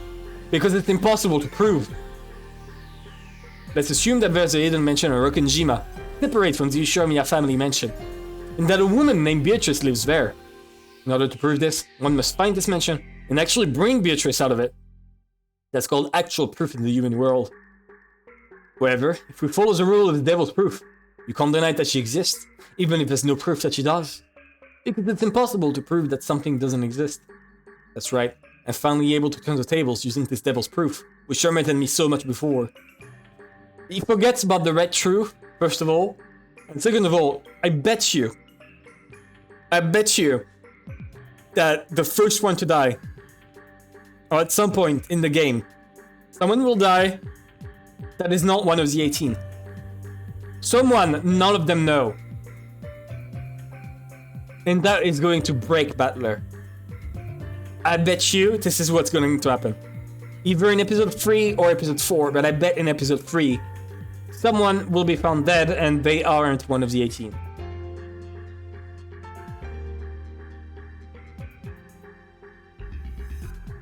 Those guys were always trying to force me to accept the existence of the witch with it. Also, Hideyoshi will find Beatrice, inshallah. I wish he did not, because if he found her, he's probably dead. It was physically impossible for me to show any proof that witches don't exist and deny Bito's claim. That's why I kept getting hit with the reckless argument that witches do exist, and was unable to counterattack. And that's why I spin the chessboard around right now. Like, if I can't disprove the existence of witches, then that means if I suggest that a 19th human exists, you can't deny that either. Actually, wait. Question. If anyone knows how to play chess, with this match, who is winning? Is it black or white? Who's winning this match? Is it like a perfectly balanced match? Or like... Who's winning here? He spun the chessboard so many times that now he doesn't even know whether it's sideways or front ways, or even back ways. Maybe he's trying to figure out his own logic at this point. In other words, because of this problematic and mysterious mistress is cryptically hiding herself, it would be perfectly natural if you never found her, no matter how hard you looked. So, you can't say that your inability to find this 19th person proves that she doesn't exist. And only know to spin the board. I imagine Butler is the same, fair enough. So you can't say that your inability to find this 19th person proves that she doesn't exist. Therefore, it's impossible to deny the 19th person's existence. Bito used the devil's proof to make denying her own existence impossible. But this time, it's become my weapon. If we can get away with this argument, then forget just the 19th person. The island could be full of people we don't know about. And even if there were 10 or 100 of them, he still couldn't deny that they existed. He could! Butler! He could.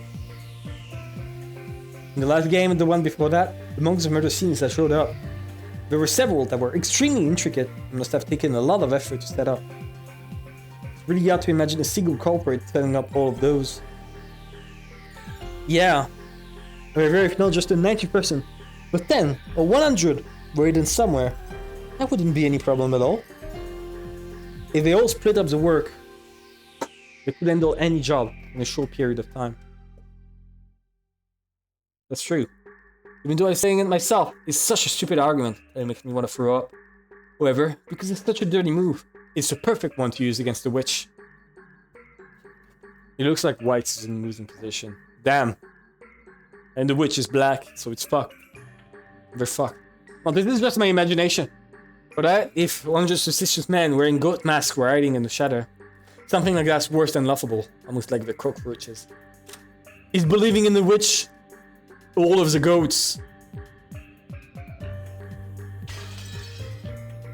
If you see one, it means there's 100 more hiding somewhere.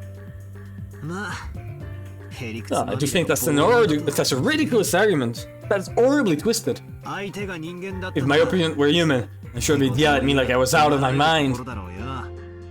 But my opponent is a witch. And after all, that's the kind of competition we're having, isn't it? Use any kind of reckless argument to explain it using humans and denies a witch. Anyway, with this move, I won't have to doubt any of the 18 who are close to me again.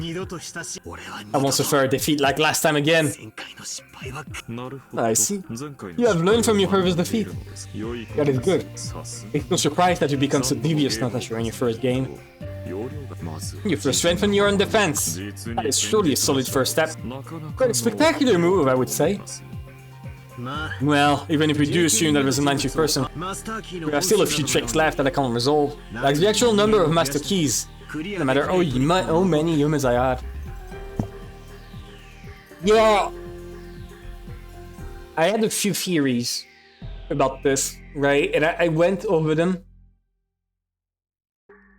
but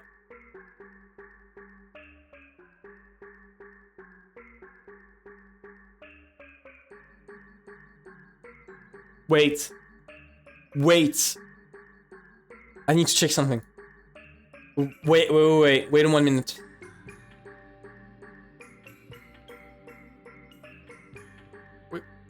Wait. Let me read the red text.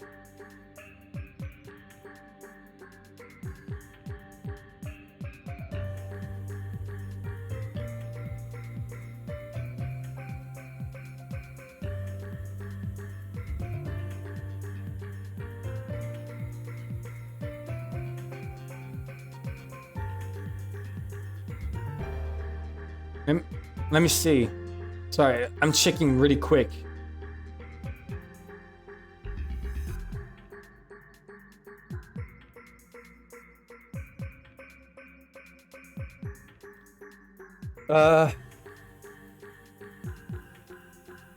Okay, it's important. It's important for me to check.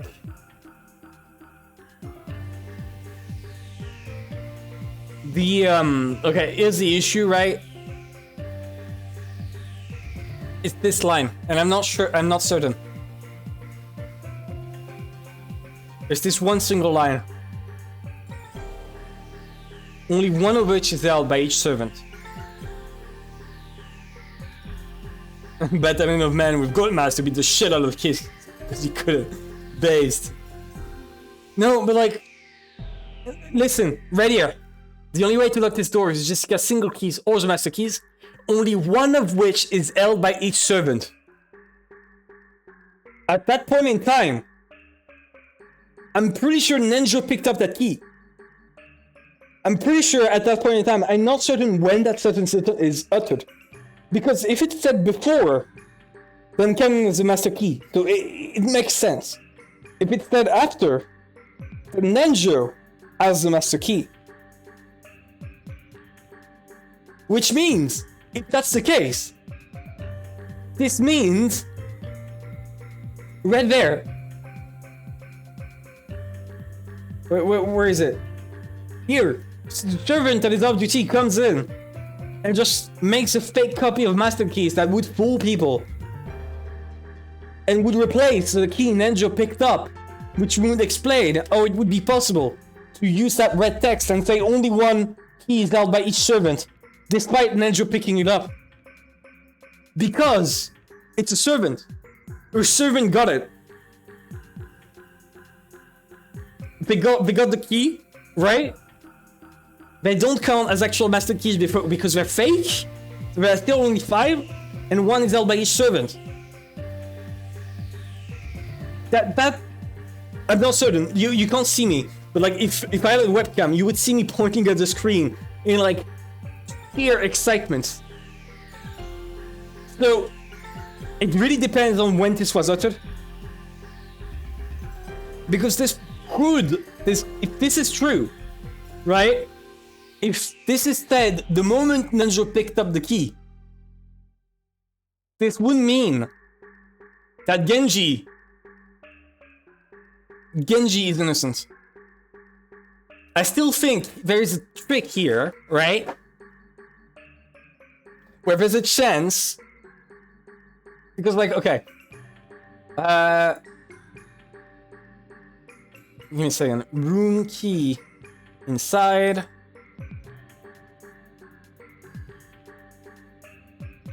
Oh, fuck. Master key inside. There we go. That's the, Danjo Kumasawa. No, that's, Shannon. Canon Jessica. Danjo Kumasawa. Room key inside. Master key inside.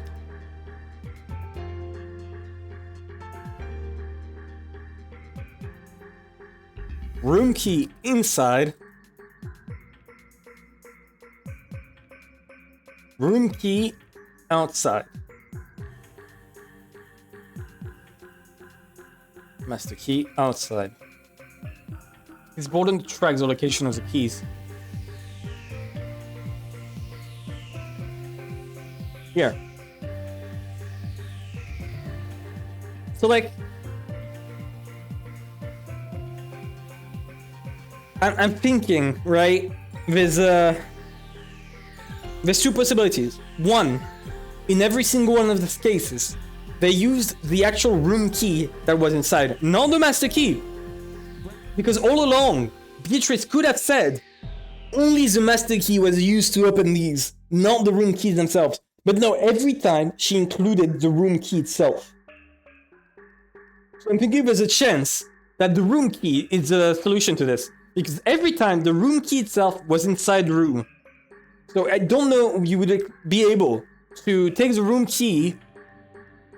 Like look, there's none that has a crack through which a key can slip. Anyways. The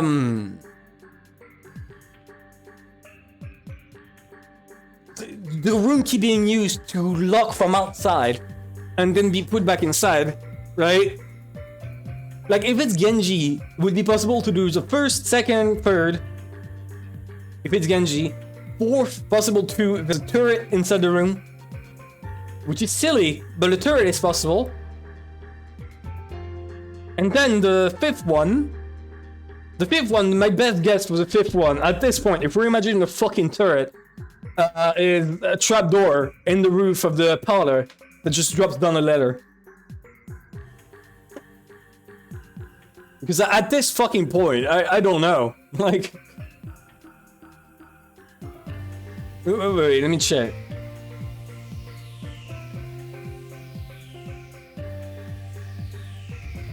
Yeah. I don't know. Like, the extra thing there is that it's locked from outside too. When the parlor is opened, it's locked from outside. They no longer barricade it. So I don't know. There's something. I hate it. I hate it because it feels so close. There's so many weak points that I try and press on. Right? This is what episode 2 is doing to me. There's so many weak points that I feel I can press on it. Right? Like for example, this pattern right here. Or the master keys being weird, right? The master key repetition being weird.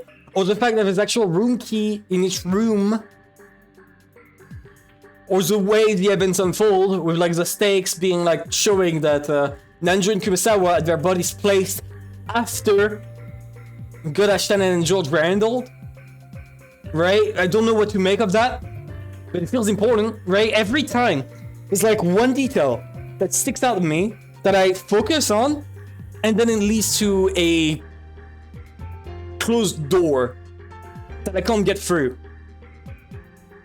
That it feels like I can go through it, like I could find the key to go through it. But there's none. The key is not on my side. The key is inside, and I can't figure out how to fucking reach it.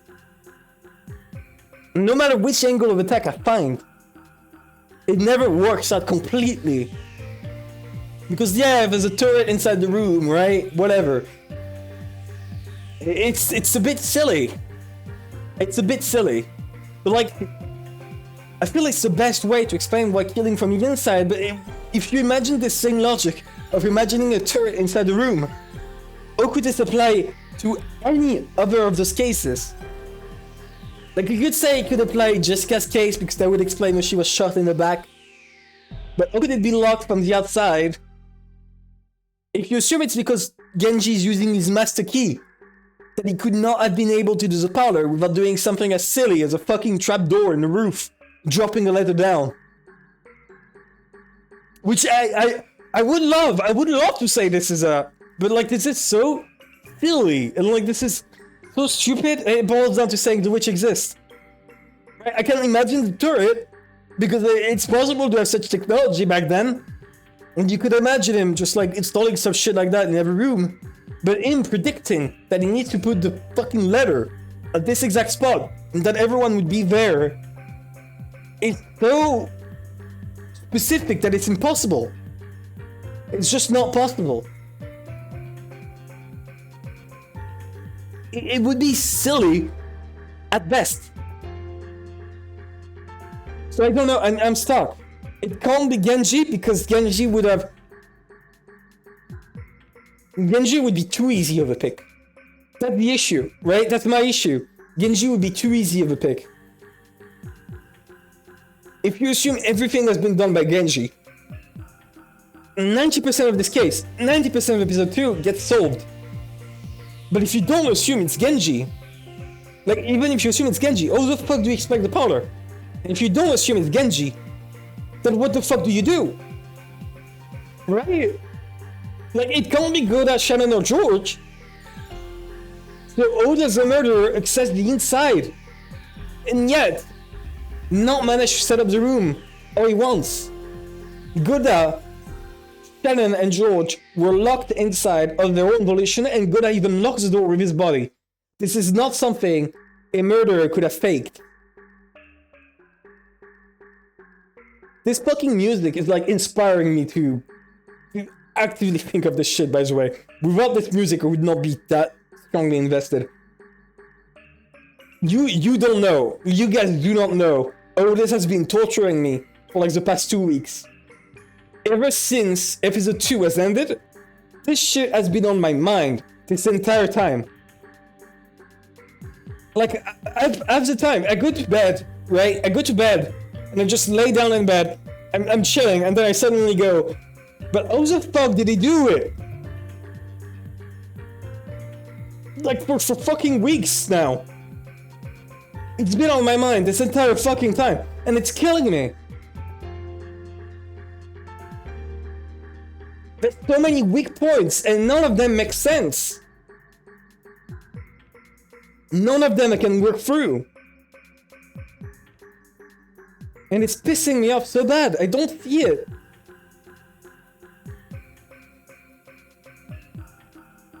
I genuinely, genuinely, if it turns out that it's fucking magic, or it's a detail that I was not told from the get-go, right? If it's something like that, I will fucking shit myself. Because it feels like I can solve it right now. That's the worst part of episode 2. The game is taunting me, telling me that I could solve it right now, but I'm not managing to solve it.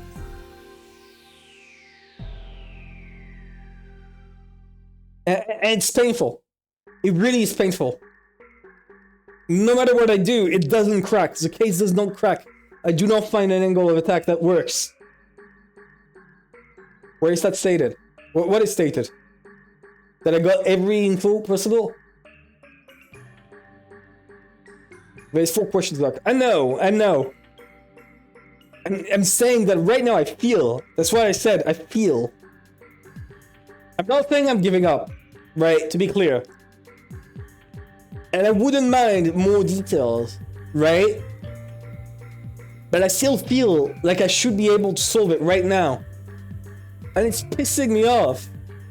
But in a good way.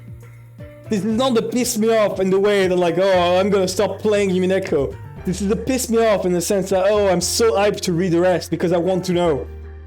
I want to know. Without love, it cannot be seen. I know, and I do not have the love yet. The love is not present. What if I just, okay, what if I draw a heart in red, right? A red heart.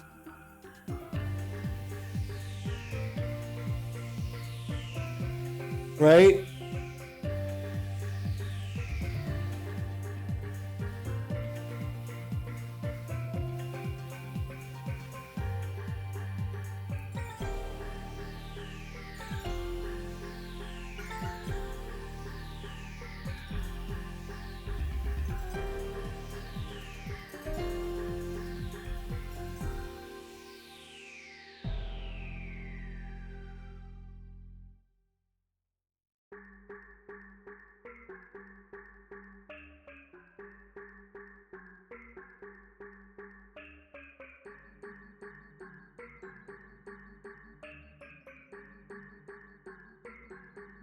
Here we go. Will that give me the solution? Wait, let me close my eyes. Do I get it? I can see it. My mind is expanding. Wait. I got it. It's Battler. Battler did it all along. Entire canvas, it's just Beatrice. I mean, Beatrice is like, that's a fucking shot.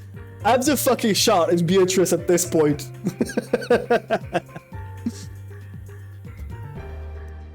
Like, my god.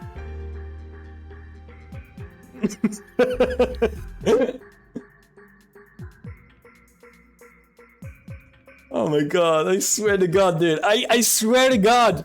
I want to solve it so bad. I want the last thing I want to happen, right? And the thing that would destroy me is if I don't solve it by the time they give me the answer. If by the time they give me the answer I did not solve it, I will fucking kill myself. Exaggerated.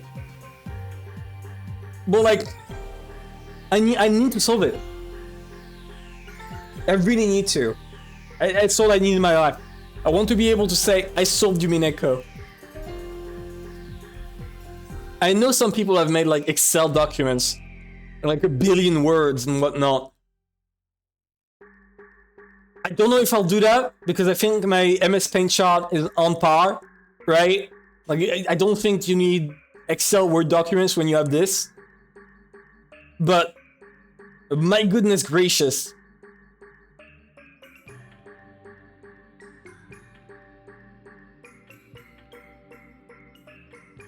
The more I look at this, the worse I think my mind is degraded. Like, you can't look at this and tell me that this is the mind of a man who is sane. This fucking game broke me. This fucking game has destroyed me. I am no longer a sane man. I can no longer think and rationalize like a normal person. It's over for me. It's just over. I will never recover. What sensible thinking does to a motherfucker. Absolutely. I swear, it's the middle of episode 3. We're on the middle of episode 3, and I'm still thinking about fucking episode 2. It's killing me. It's fucking killing me. I swear. And the fact that the game manages to do that is just such high praise from me. Like, let me be clear. It's a simple fact that I'm so focused on this shit. It's proof that this fucking thing is like the peak. Also, what the fuck is up with Kiri? Kiri, explain yourself. Where are your children, Kiri? Where is your daughter, Kiri? You gotta explain yourself, Kiri. Where is your child?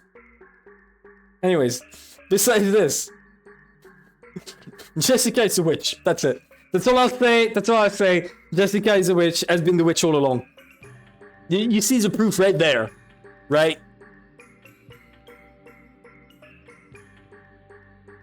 Like, come on. Come on. Try and tell me this is not Jessica. Anyways. Let's keep it moving. Let's keep it moving. I say, after digressing for like the past, what? I've went on for like 20 minutes, I think.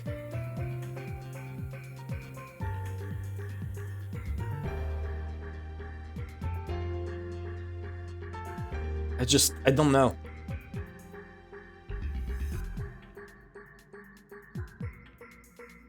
I don't know. I don't know.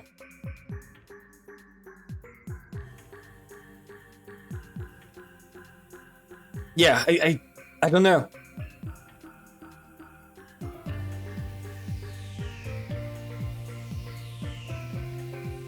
All right, let's move on. Let's move on. Okay, okay. I need to move on. I need to move on. All right. Okay, back to it. Back to it.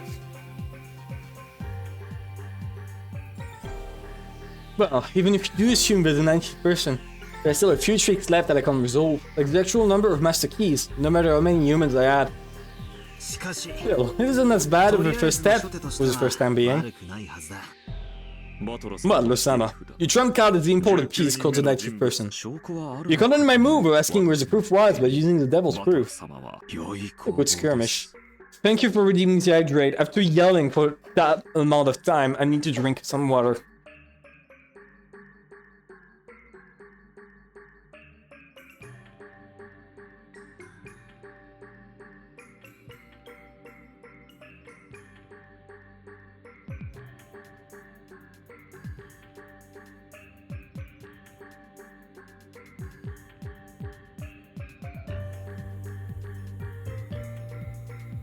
Alright.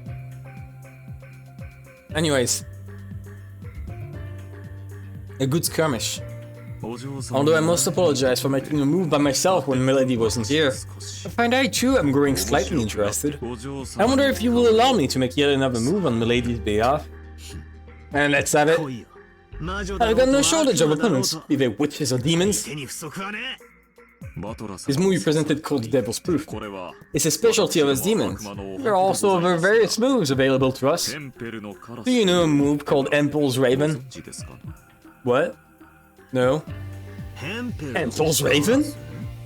What are you talking about? Cackle.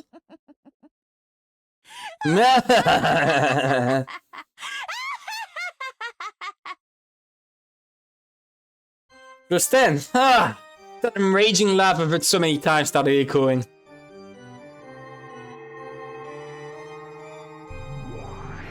The room was filled with dazzling golden butterflies, and in the center of that whirlwind, the Golden Witch appeared. If it isn't Milady! Good morning. I thought you might be doing something interesting when I was away. Hempel's Raven, was it? Such a familiar old move, I could almost laugh. I think the day has come when I get to show it off to Battler. It's a classic move to use against the Devil's Proof. Ronove, I will make this move. Do not get in the way of my fun. So you've finally shown up, you guffawing witch. I see you laughing like a freak just as usual. This guy was talking behind your back just now, telling me how undignified you look when you do that. Right? Oh, rude? Is that true? Nonsense. Why would I speak such gossip about Milady, whom I regard with such sincere respect? I can't believe you'd say something so shameless. Doesn't look like we'll be getting along well together. Cackle. Oh, that is fine. Let us return to the point at hand. Hempel's Raven is used to show actual proof using the contrapositive. Yeah. In other words, it is a move like this. What must you do to prove that ravens are black? すればいい。Uh-huh. 何の話だ？ Prove that ravens are black. Prove that things that are not black are not ravens. Wouldn't you just have to catch a raven and check to see if it's black? That's right. You must simply prove that a raven equals black. Do you see that? If you instead prove that birds that aren't black equal not raven, you would reach the same argument. If you go throughout the world and examine all birds that are not ravens and prove that none of them are black, then as a result, you can claim that therefore, black birds are ravens. It's called an argument by its contrapositive. Is that too difficult for you? No. No. This makes sense. It's the A equals B implies not B equals not A. That's just logic theory. It's not that hard.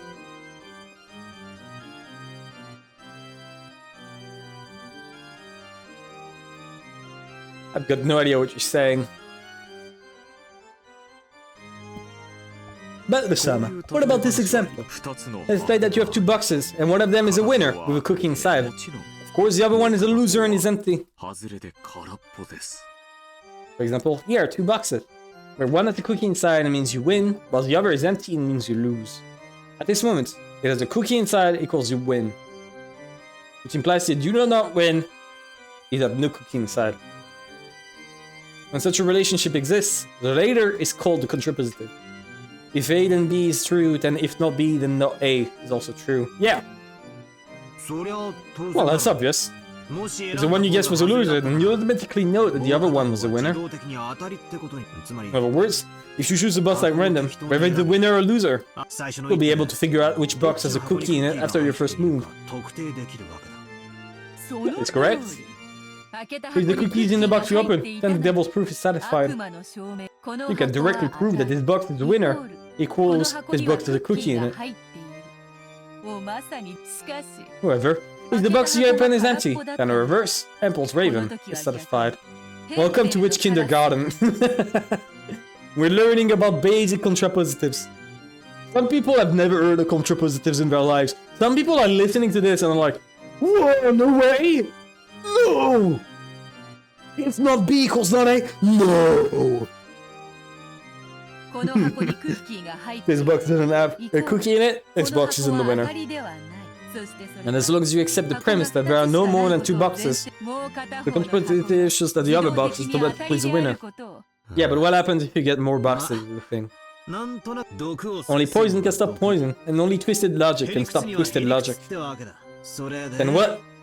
Or does that overturn my claim that, because there's definitely a 90th human hidden on the island, even if all the 19, I still will have to accept witches. I will have to accept witches if there's no 19th human. Oh, what's it true about my move? First of all, you are stating that the culprit is not among the 18 equals. The culprit is in the 90th person. So she is a contrapositive. It ends up like this. The culprit is not a 90th person equals the culprit is one of the 18. Huh? What do you mean? Holy no way. Only that I've conquered your move. Let's try and keep things simple. It's already simple. Ronove explained. It seems you made things easy enough for Battler to understand. With your cookie in a box analogy. Forgive my presumption. Allow me to explain my earlier example once more. Allow me to repeat my earlier story about two treasure boxes, one of which has a cookie in it. You have an 18th person box and a 19th person box. The cookie represents the culprit. Let's say you open the 18th person box. Because the cookie is not there, you have paradoxically proven that therefore the cookie is in the 90th person box. That lets us make an even more paradoxical claim. If it was the first shown that the 90th person box was empty, you prove at the same time that the cookie is in the 18th person box. Battler played this move in order to avoid having to doubt any of the 18, but it's not being used to prepare an 18 person attack. What the hell? No way! Basic math. Explain in cookie terms. Well, you see, the blood of your victims is like chocolate chips. And the actual organs and candies are like, you know, the macadamia nuts in the cookie. And the letter is the dough. What do you make of it, Battler? Wait. No, wait. I know what to add.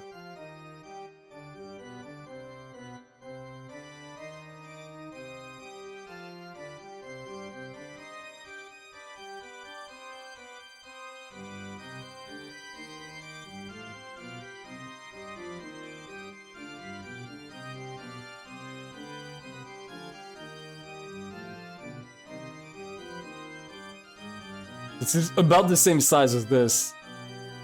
What caption do I add?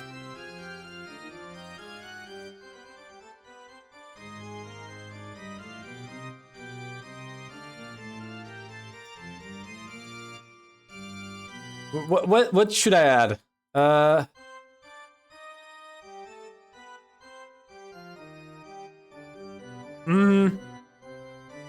Oh shit. That's a good one, yeah. Good one.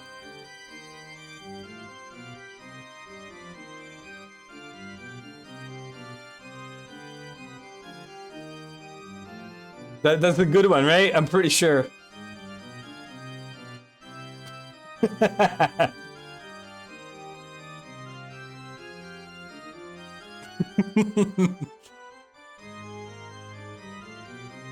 And wait. We need the Fuck, I don't have the sprite of Battler crying. Where is the sprite of Battler crying? I need it. I need it in my life. Where is it?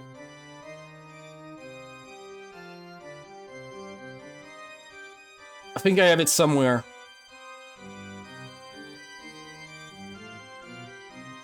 Here. I have it here. Wait.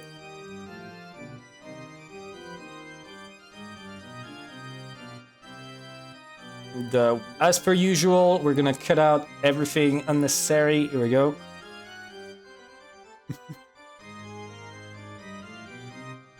Perfect.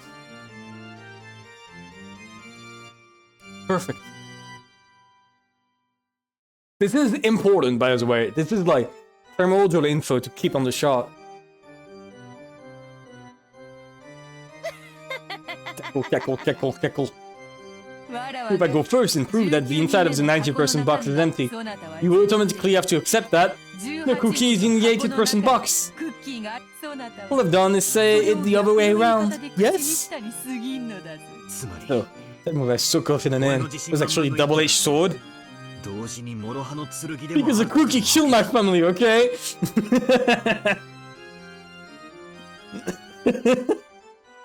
Amazing. Absolutely amazing. That's right.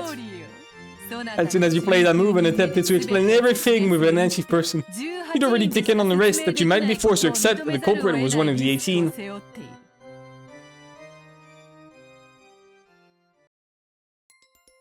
I see. Hempel's Raven. This is a countering technique. Wait, if I really think about it, this counter is really disadvantageous for me. This isn't the cookie we're talking about. If I imagine that the loser treasure chest actually has a bomb in it, it gets even clearer. There aren't just 2 treasure chests, but 18 plus 1 more for the 90th person. If you think of it as a total of 19 boxes, it gets even easier to picture. First of all, one of the premises of the human culprit theory is that the bomb will definitely be in one of the boxes.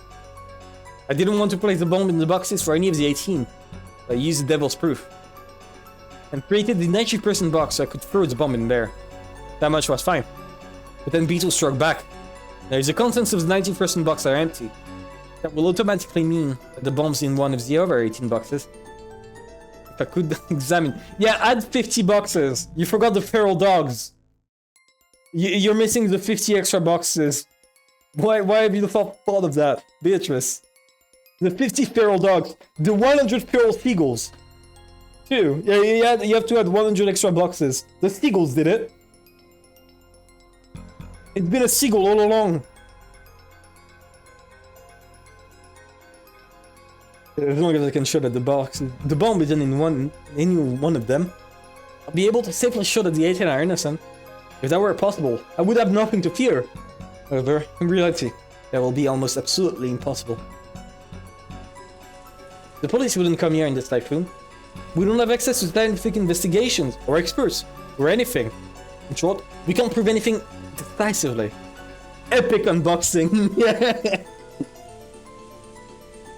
It'll be impossible for me to find any proof other than simply gulping down whatever alibis each of the 18 give.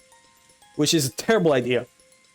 That means I personally have to do their innocence, have to prove, and I have to do it perfectly. Like by staying with them the whole time, never letting them out of my sight for a second. By doing that, I could probably be sure of that person's innocence. Sure that the bomb isn't in their box. However, in practical terms, that will be impossible. In other words, I would have to depend an incredible effort just to check the contents of one box. And there are 18 of them. In other words, unless I bound all 18 of them in chains and watched over them. Hell yeah! It will be impossible to prove that all of them have empty boxes. You would know about getting bound with chains, Battler. 5-star Eva pull. However, Beat only has to open one box. Then it reverts and box. Ensure that it's empty to prove that the bomb is in one of the other 18 boxes. Furthermore, there's no need for her to show which of the 18 boxes has a bomb. I've got 18 times more work to do to explain my pet theory than Beatrice does for hers. True. You fucked yourself up. When devils proof exist in the world, fuck. It takes a vast amount of effort to argue against it. There are many cases in which it is impossible to do so, because of the situation. However, Hempel's raven turns that problem around, and makes it possible to prove things easily. By using Hempel's raven, various reckless arguments become impossible to prove, true or false. For example, let us say I make the propositions all humans except me equals foolish. Amalia would have to examine all of humanity except myself, and show that they are all foolish. However, in reality, it would be impossible to investigate billions of people. It's just the same effort you need to open all 18 boxes. Cackle.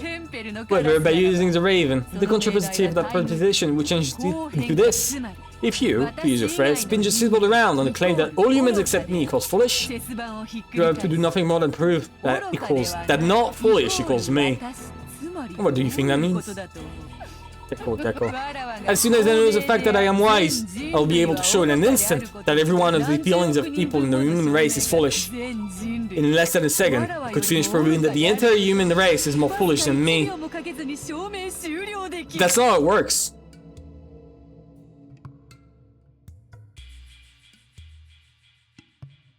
No, that's not how it works.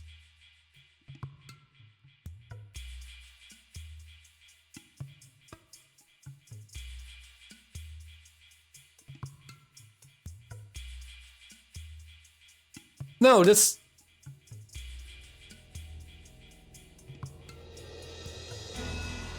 Under the pretense, yes. But that's not how it works. You're just making this shit up. All humans except me are foolish. If you turn that around, wouldn't be I am not foolish equals me. That would be more like there exists no human smarter than me, essentially. No, okay. How best would it be? All humans except me are foolish would be more like...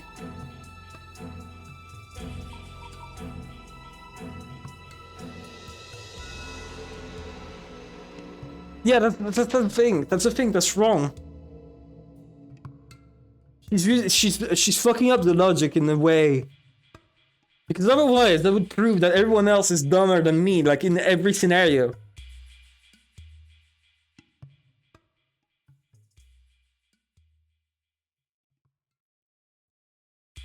All humans except me equals foolish.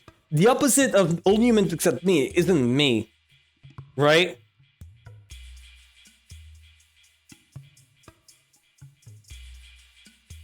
That's the thing.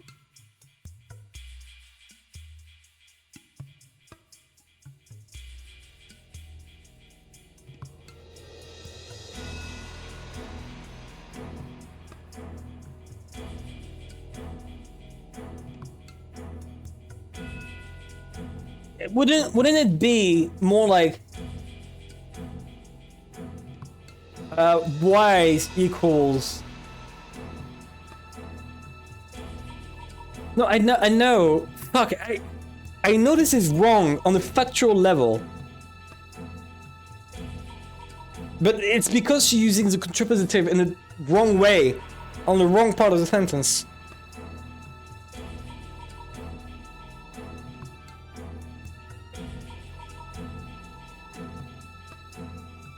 Wouldn't it be like more having to prove that the opposite of foolish isn't wise? In this case, it would be wiser than all humans equals me. Right? That's what it is. Wiser than all humans equals me. Not just wise equals me. In both cases, it's impossible to prove. Even the contrapositive is impossible to prove. Right? That's the opposite.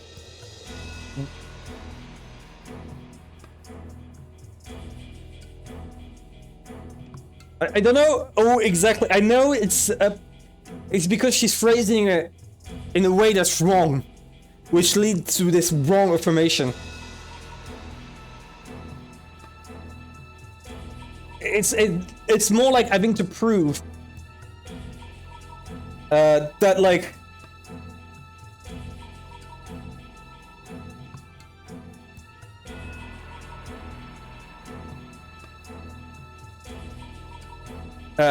only person who is wise is me, right? Yeah, no, the opposite of all is not just one person, it's nobody. Right? That's the thing. Nobody is wiser than me. That's it.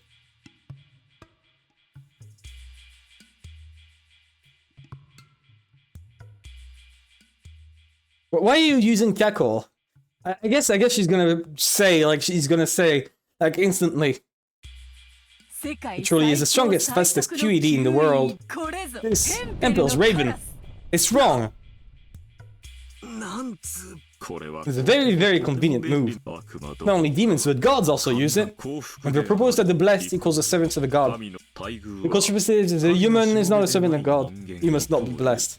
In order to prove that servants of God are blessed with divine protection, we only have to bring ill fortune down upon those people who don't receive such protection. So by bringing misfortune down upon those who don't believe in them, they prove their blessedness. Enormous cost is required. Give humans... apparently my connection is dying. Give humans happiness. However, it takes a lot less to bring humans misfortune. So by using Hempel's Ravens. But they're actually giving believers... Okay. Okay. No, it's pissing me off. It's pissing me off. It's pissing me off because it's wrong.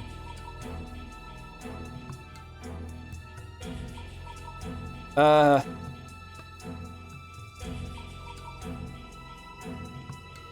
like, it would be the same as like...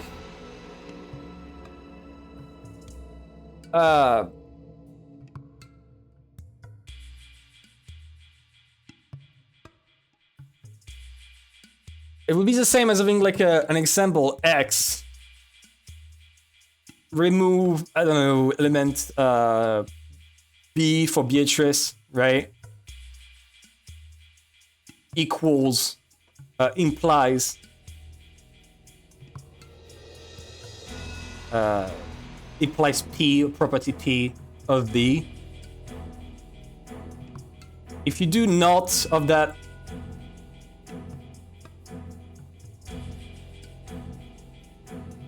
this would be more like not.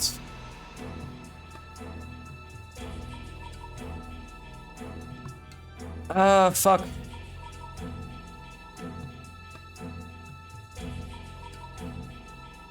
Wouldn't it be this?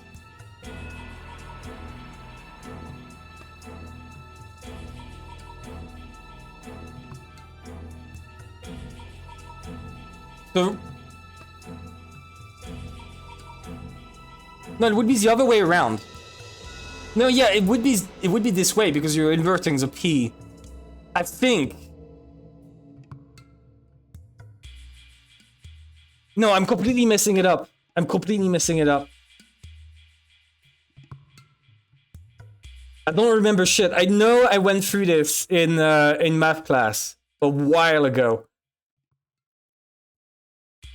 About properties and like how you apply them to sets. So this would more be like, yeah, if you apply it in this case, right, where it's like for everyone but me, I am the wise implies I am the wisest, or something like that. Wait, what did she say exactly? All humans except me equals no, this is wrong. Implies P, I guess.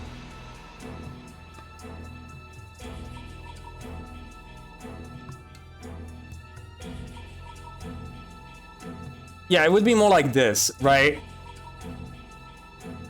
Then you do not on this, and it becomes more like it's not. It doesn't become B.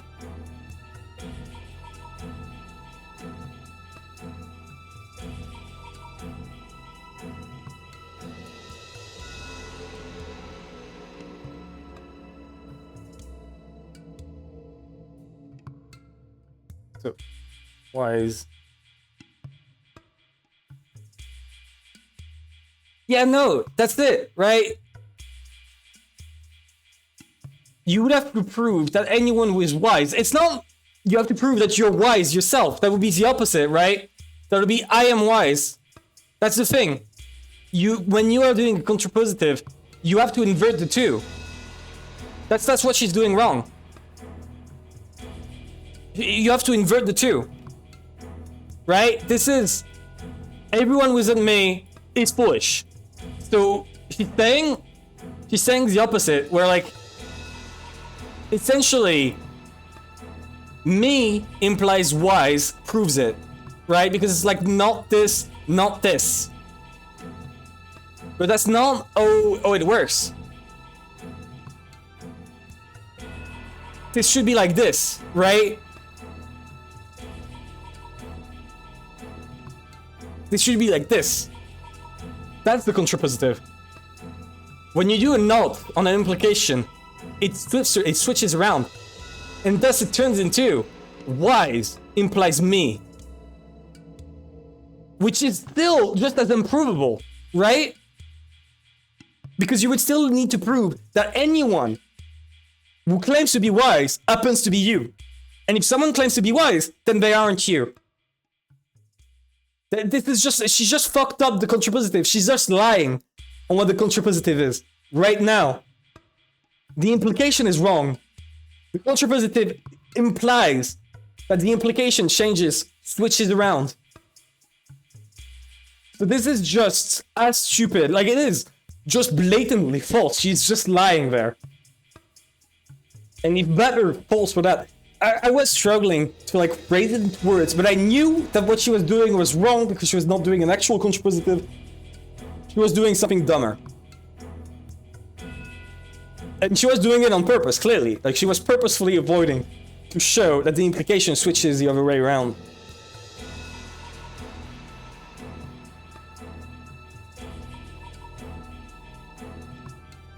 Let me write. Let me speak to the people, Beatrice.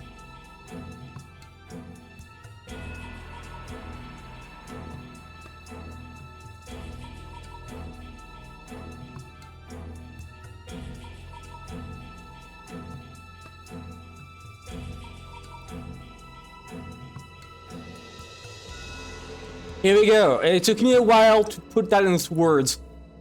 But that's just as simple as that. The contrapositive needs the implication to be switched around.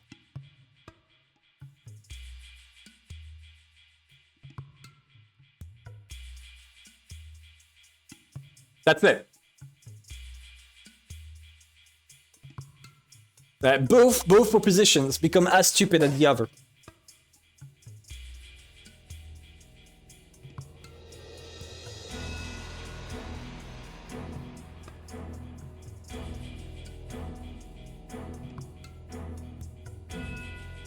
Okay, anyways.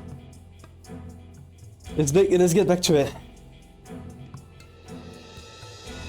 You demon! 悪魔の It's a 理論 demon's argument. That's crazy, because that's wrong, Battler.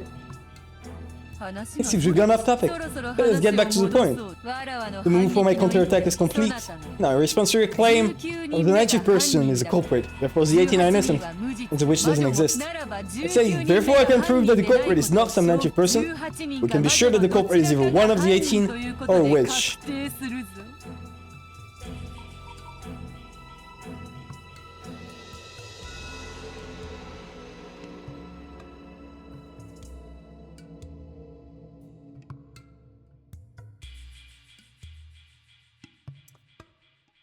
Okay. But if that's the case, the contrapositive for this, okay, before she says anything, right? Before she says anything about this, we take this sentence, before she, like, twists it around. And tries to be, like, smart, right? You switch it around.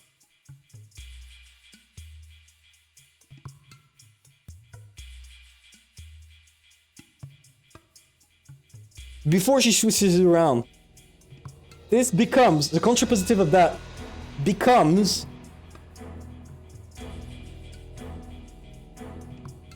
one of the 18 is the culprit.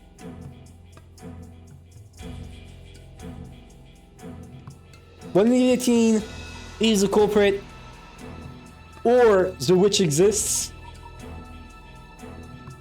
implies the 90 person isn't the culprit. That's what the contrapositive is. In this case.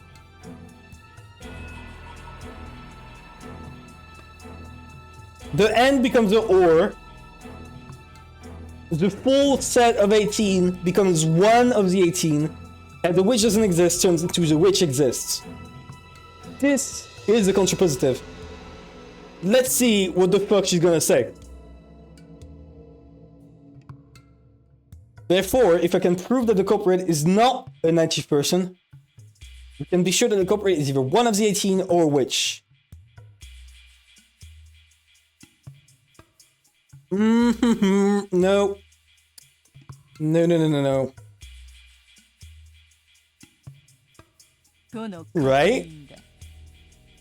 Okay, and let's check that out. Is this the same thing that I said?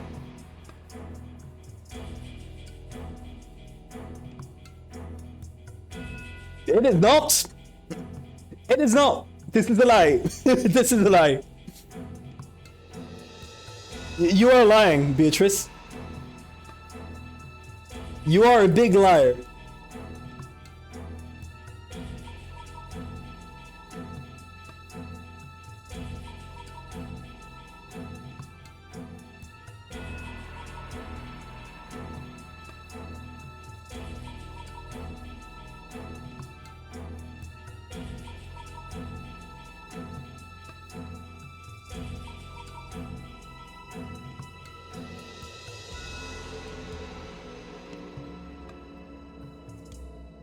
Those are that's a contrapositive. Well, just wrote there. If Battler falls for it, it's a moron. If it's not a moron, Battler doesn't fall for it. Let's see how it goes. What she's saying is just wrong.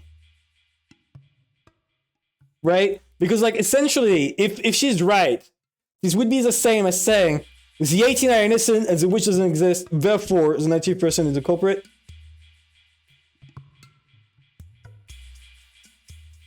Wait.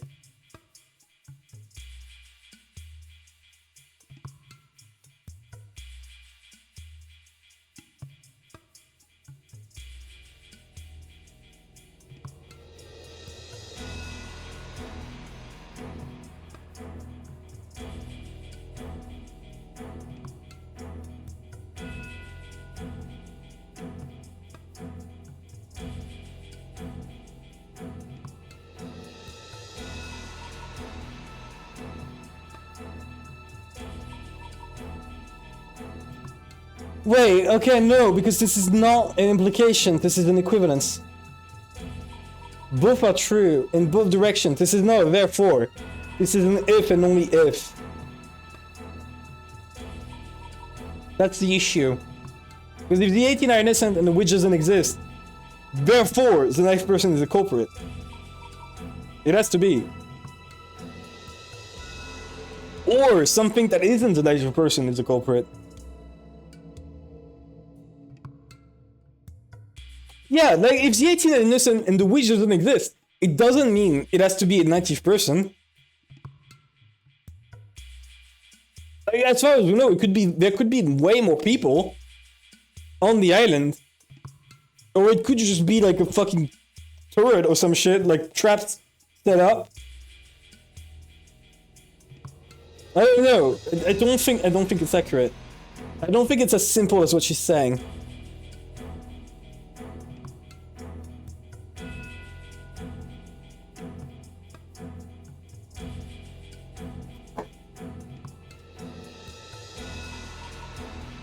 Let's see. I'm pretty sure there's a trick in that sentence.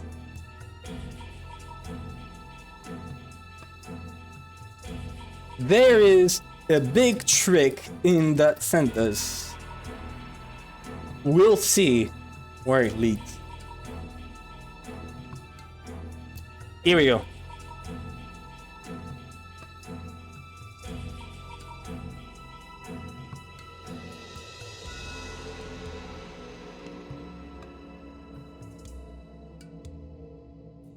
Okay. Let's see.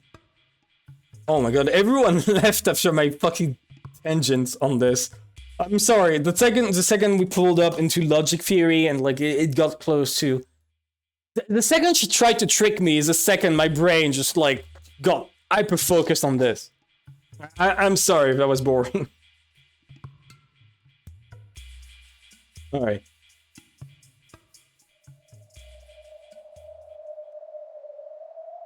For a while, I just stood there, shocked, completely forgetting to close my mouth. Just when I thought I countered one of their strong points, their counterattack had been this reckless argument that I couldn't possibly have anticipated. Because it's wrong. Is this gonna be impossible after all? To continue denying the witch on an island with no more than 18 people? I still believe in the innocence of those 18 people. Is that just a delusion? Am I just trying to escape reality? It really depends on how Beatrice plans to prove the thing. Not yet. Don't give up this desperate struggle yet. Who cares about whoever's Raven? They're just trying to confuse me by bringing up weird bits of trivia. Indeed. I use devil's proof. Don't feel uncertain about something you've used once. Believing the spell you've drawn, and then forcefully gudgeoning. You're still in the opening part of the game. Do you plan to keep thinking on this level? Wait a sec. I want to be sure. I admit I talked about a nicer person to keep it simple. But if you're gonna use the devil's proof to raise the number of people above 18, then we'd have no way to know if there were 10 people, 100 people, or an indeterminate number of people. Yeah, exactly, that's what I'm saying, right? There's always one more than you assume. Get it? They countered my twisted logic with something even more twisted because it's wrong. So the only thing that could counter that would be an even crazier twisted logic. I see. Even if some approve an alibi for the 90th person, as soon as you do, you will think up a 20th person and claim that they are the culprit. By repeating this endlessly, you will make it so I kept searching for their alibis for all eternity. I see. Cackle, cackle. Just like a demon king summoning a plague of locusts. I wouldn't expect anything less from Kinzo's grandchild. It looks like you have been gifted with a talent at summoning. In short, it's impossible to always prove an alibi for each person X outside of the first 18. Do you like that, Beto? Now that I know we're having a battle with twisted logic, I won't lose. That's not a good thing to say, Butler. Cackle, cackle, cackle, cackle, cackle, cackle. Oh, foolish. Who do you think I am? I am the Endless Witch. The fact that you could change me endlessly is just absurd. Endless controls means that I am able to kill endlessly. When your 90th person falls, you will summon a 20th, and when your 20th person falls, you will summon a 21st. And when your 21st person falls and your 22nd person falls, you will summon a 23rd, a 34th, a 6th.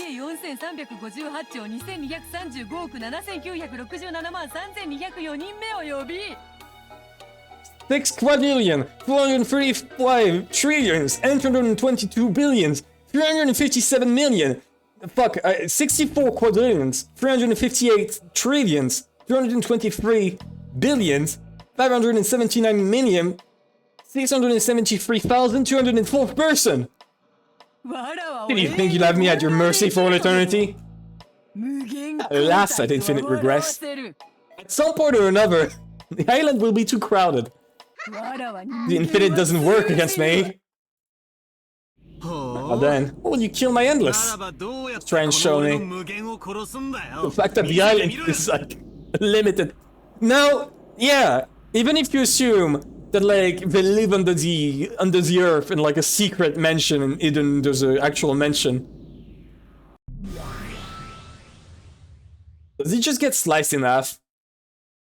I have the power to speak the truth in red. That's true. I don't need to. Okay, we're adding that.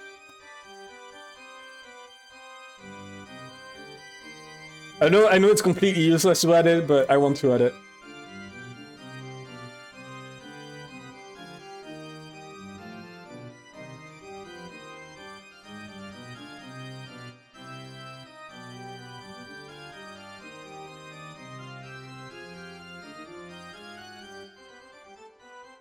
Here we go.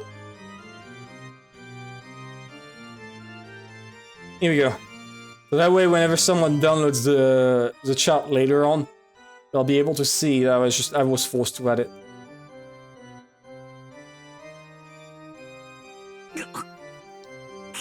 Here it comes. When I speak in red, it will have contain absolutely no illusions. No, necessarily. If I say once in red there are more than 100 people on this island, you will no longer be permitted to create a 101st person. Cackle. The battler? What truth shall I tell in red this time? Why should I strike for the kill and force you into hopelessness? Cackle. Come, show me your usual frightened face.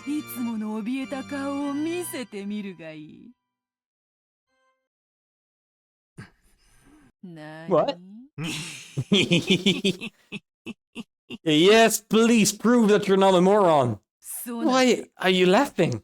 Wonder what kind of creepy look I had in my face as I laughed right then.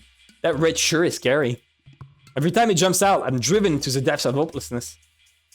But I've already realized something. There's no need to be overly afraid of the red. You brought out your trump card again. So? Oh, and for what, no Beatrice Zama use the red this time? Oh, what do you mean by that? Suddenly looking so relaxed. Sorry, but I was waiting for you to take out that blood-red treasured sword of yours. Let's see, what will you program in your right this time? You aren't going to say, the culprit was one of those 18 people, are you? Be careful, because that would mean self-destruction for you, right? That'll be the same as throwing away your own rich fury yourself. A complete resignation. That's right. Red wasn't always a weapon that worked in Beatles Fever alone. It was the other way around. If you used it the wrong way, it was dangerous enough that it could bring out her own death. If she used it carelessly and said something that ended up denying herself, it would be exactly the same as self-destructing. Of course, it would be sad and difficult for me to accept if you told me in red that one of the 18 was a culprit. No matter who the culprit actually was, I'd definitely have to deal with some tough emotions. But before that, it would mean your defeat. Saying in red that the culprit is a human is equivalent to your proclamation of resignation. But you wanted us to finish each other off in a simultaneous clash. I'd say that's a pretty interesting move. However, this particular battle will end in my victory. Beatrice's red was a true trump card. When that person speaks in red, it is definitely the truth, and no amount of proof or counter-arguments can change that. Until now, she used that to severely wound me, and each time, the tiny foundation supporting my heart gets split in half. However, if you use it carelessly, then I can also glean a little information about the truth. In the last game, I used that to my advantage, especially during the chapel's closed room trick. And almost completely got her boxed in at one point. But she was pretty sly herself. She learned from experience. And since then, she started using discretion in the timing of her red.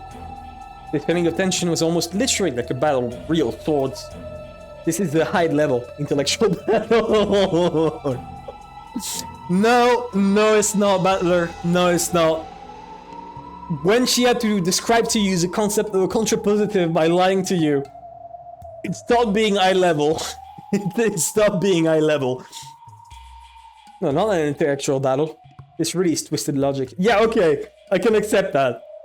This was the world's craziest and worst battle of twisted logic. Yes!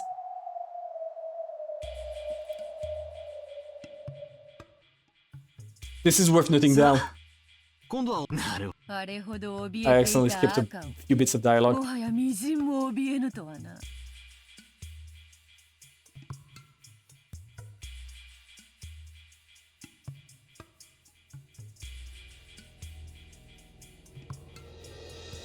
I'm gonna upgrade the size to 120. I think this is worth keeping it big size.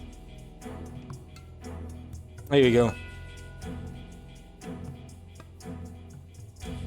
You no longer even have an ounce of fear for the red, which once terrified you so much. You're quite resilient. Try taking it out. That treasured sword, that trunk out of yours. This time, you might be able to make me surrender with a single stroke, right? Cackle, cackle, cackle. Interesting. I wouldn't have it any other way. Agitator. Challenger. Drive her into a corner to make her speak in red.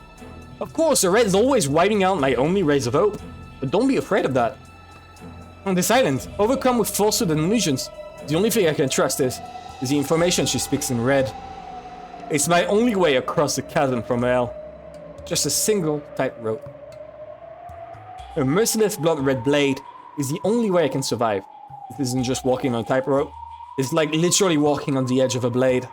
Of course I'm afraid, because my victory condition is a denial of which is to use the contrapositive logic, the culprit must be human. But I didn't want to search for a culprit amid the 18. That's what made me stick to a weak position, since I had to claim both that it couldn't be a witch and that it couldn't be one of the 18. Last time, I was unable to understand that, so that's where she hit me, leaving me tattered and defeated. But that's okay. Let her hit me. Let her attack. No problem. Someone said it once in an old sword fighting movie. That a good fortress has one, and only one intentionally weak point. The enemy will gather there, they would be lured there, and that would be where the actual battle took place. As long as I understood my weak points, and as long as she wanted to attack those weak points, it was as if I were luring her into launching an attack there. Gauge the distance between us with care, retreating step by step. Make them move forward. The more she recklessly flourished that red, the more chances I would get to strike back. Don't be afraid of the red. Keep her cornered so that she'll have no choice but to refute me with the red. No matter how oppressively she speaks in red. That's right, that red itself is the same as fresh blood leaking from her wounds.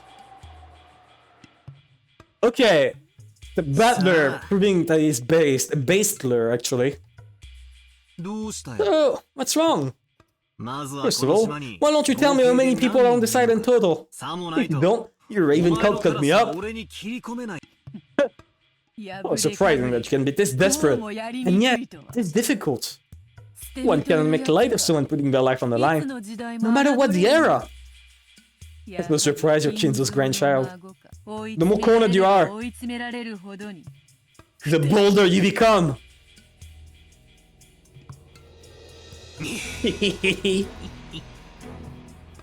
Ronove cleared his throat. What appears to be a cellmate. Black tea I worked so hard to make is getting cold. Milady.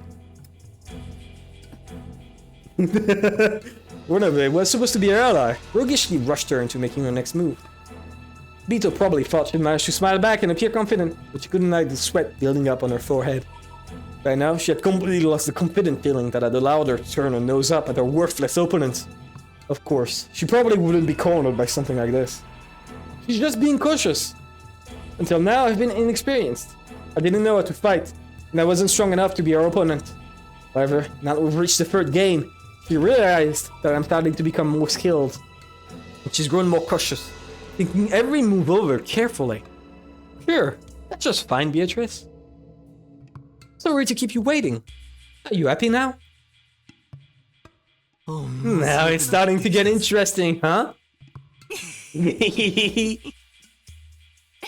Cackle, cackle, cackle. Valor.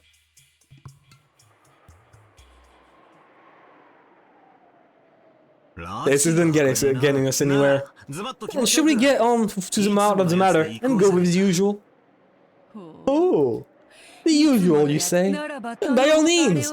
If I don't hear you say that, I guess I just won't feel like starting. The first move was mine. Here I go, Bito. Repeat it! On the island, there are only 18 people.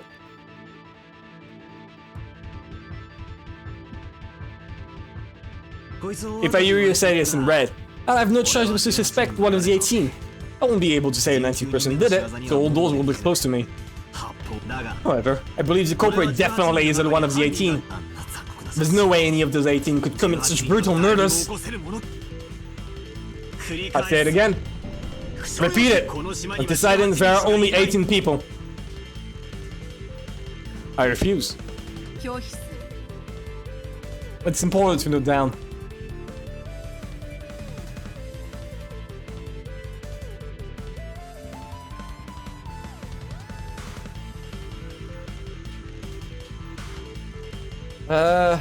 I think it's important to note it down. I'm gonna keep it there.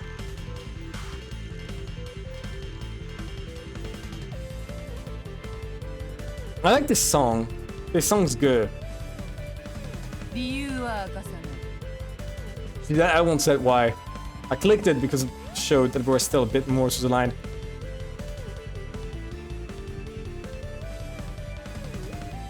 There we go.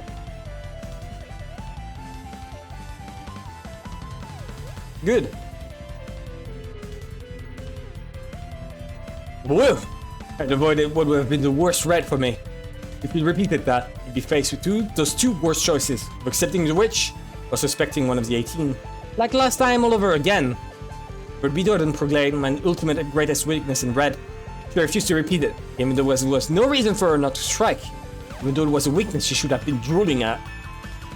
She then slashed me up in red by using that move, which would have been as good as fucking a rook and the king. This was a big sign of my advantage. That's right. The culprit isn't one of the 18. I won't suspect anyone. And since the culprit isn't a witch either, it means the 90th person exists on this island. And that's you. A person who, as grandfather's mistress of 30 years, has been secretly living in a hidden mansion in the forest for a long, long time. The human Beatrice. That's right. You aren't a witch or anything like it. You're just a human who's been living on this island in hiding for several decades. Cackle, cackle. Cackle, cackle, cackle. Did you just call me the endless witch who has lived for over 1,000 years? A human? Cackle, cackle, cackle, cackle, cackle, cackle. For a while, Beatrice continued to laugh unpleasantly and gloatingly. Or maybe, spitefully. Are you ready? I'll keep going. Again, repeat it. There are 19 people or more on this island. Beatrice fell silent once again.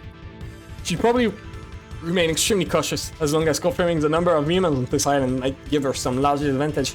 Depending on the situation, the red has already become a foothold for my counterattacks. Now that we know this, it makes the red very risky for the witch. But she couldn't repeat this, or Hempel's raven wouldn't be effective. To break my devil's proof, she would need to settle the existence and number of people outside the 18 in red. That's right, she couldn't break the existence of a 90th person, unless she used red. I've closed Bido in, giving her no choice but to speak in red. There really is a way to fight in this witch's game. It's okay to refuse. If you can't say it in red, then we set a total of 18 plus X people in this island. That X is a pretty massive piece to lose on your first move, right? After all, from now on, all of the tricks that were impossible for the 18 can be explained with the human X who isn't in that group. This huge priest can break open all the rooms you said were closed because everyone had an alibi.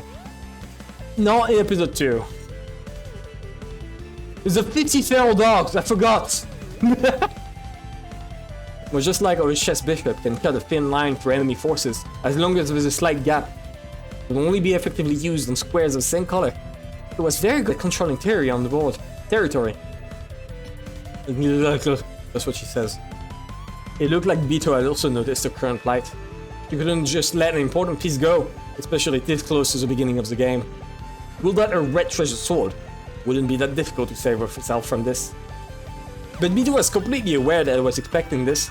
He was afraid that a careless red truth might end up strangling her own neck. Because, in the first place, which is something that ought to be denied in red. Believe, don't doubt, witches don't exist. Something that couldn't exist in this world. They can only exist in the valleys between truths. They have fragile existence, curled up in these cracks, frantically trying to protect themselves from the brutal winds of truth. They can only barely exist like a marriage by surviving on falsehoods and illusions. In other words, the red, which only witches can use, the reality that might easily deny the very being. The more they brandish their red words, the more they begin to lose bit by bit that crack in truth inside which they can endure. That's why they don't want to use red words and carelessly lose that crack in truth, which is based on fuzzy information, or illusions, in other words. That's because they understand that they're gradually being cornered. Of course, that bastard will never admit it, because if she did, it'd be the same as admitting that she's something that can't exist in this world, like an imaginary number. They do exist in this world. I hate that people call imaginary number like fake. They do exist. You can just straight up spot them in anything that involves sinus and cussiness. The imaginary number name is like stupid. You can't straight up observe them.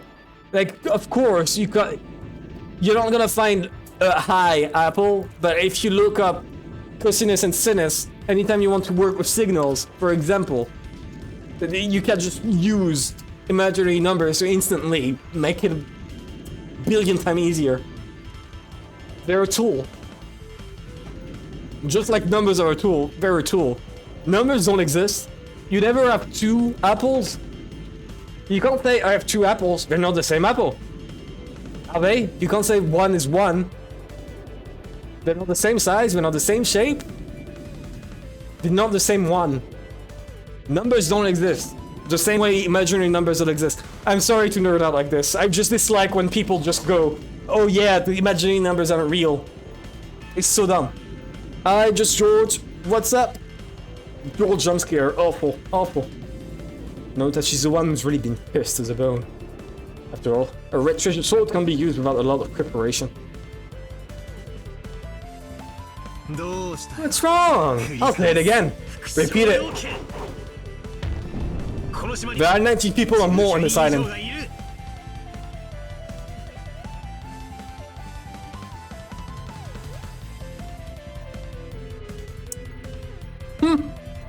I refuse. Dang.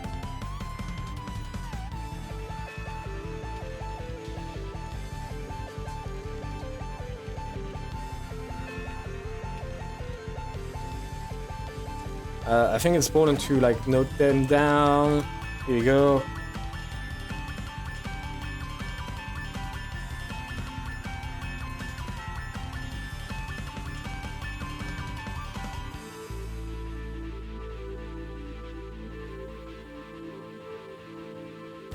Okay, here we go. At the end of Bito's worrying, he took a single deep breath and quietly announced their refusal. I thought you used it. But Bito refused to speak in red, even though it could cost a victory in the opening part of the game. You refused? Which means that from now on, I can create as many fictional character X out of the 18 I want. Do as you wish. I have refused to repeat what you have told me. Isn't that enough for now? The reason for my refusal is... No, I won't tell you yet. Anyway, you'll know soon enough. You like it tough, I see. Choosing not to use the red is another way of using it. You called it my red treasured sword. A pleasant metaphor. I will use it too. A treasured sword is at its best when it is sheathed. In fact, there are times can instill even more fear because it is sheathed. Thieves. I don't know. That's right. As I fight, I will ask to keep in mind whether you might spin everything around with those red words. It's a pretty serious pressure. And there are also times when you make things pretty tough by refusing to repeat after me. Those times, I can't tell if you can't repeat me because my guess was right, or if you're just misleading me and letting me flounder about. If you think of it that way, yeah, it's a sheathed treasured sword. So what? I'm going to push you up a cliff anyway. Best to let you climb a bit higher first. We have still barely begun. Much is left to come. I'll resign from this challenge. Go and get drunk on your faint victory for now. But only for now. Let's go! Okay!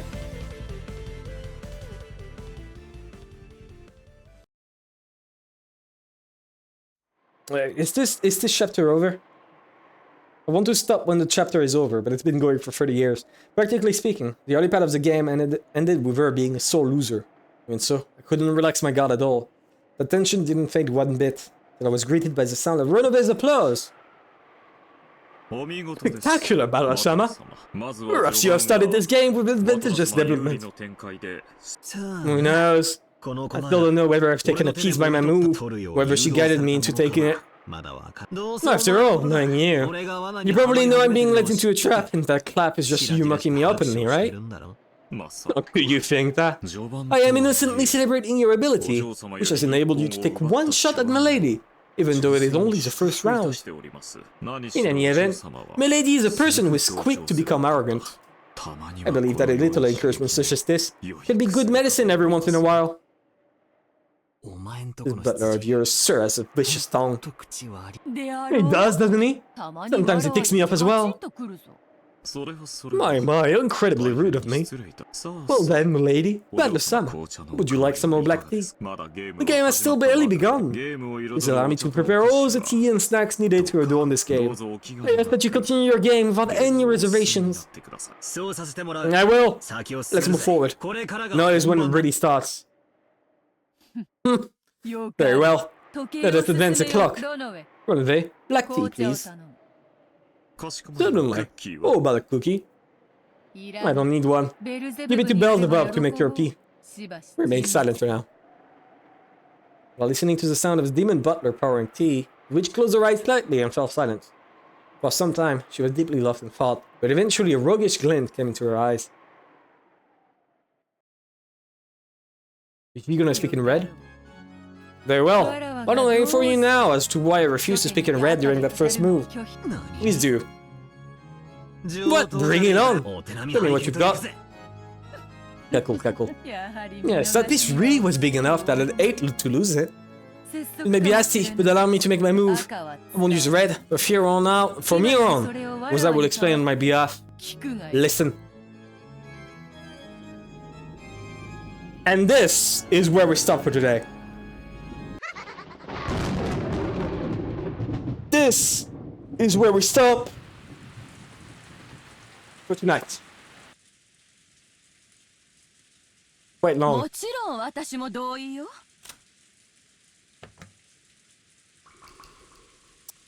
Quite long. Okay. We're gonna stop here for today. With a nice big old shot here. And by big old, I mean, like, it's not filling up much, right? But obviously, it's not gonna be the same as episode 2. Considering episode 2 was like, what? This big? And like, so far, we've only filled like half of this. There's so much more to fill.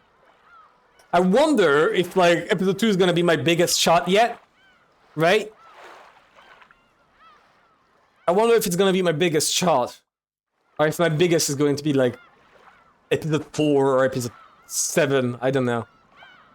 But episode 2 is definitely much bigger than I expected.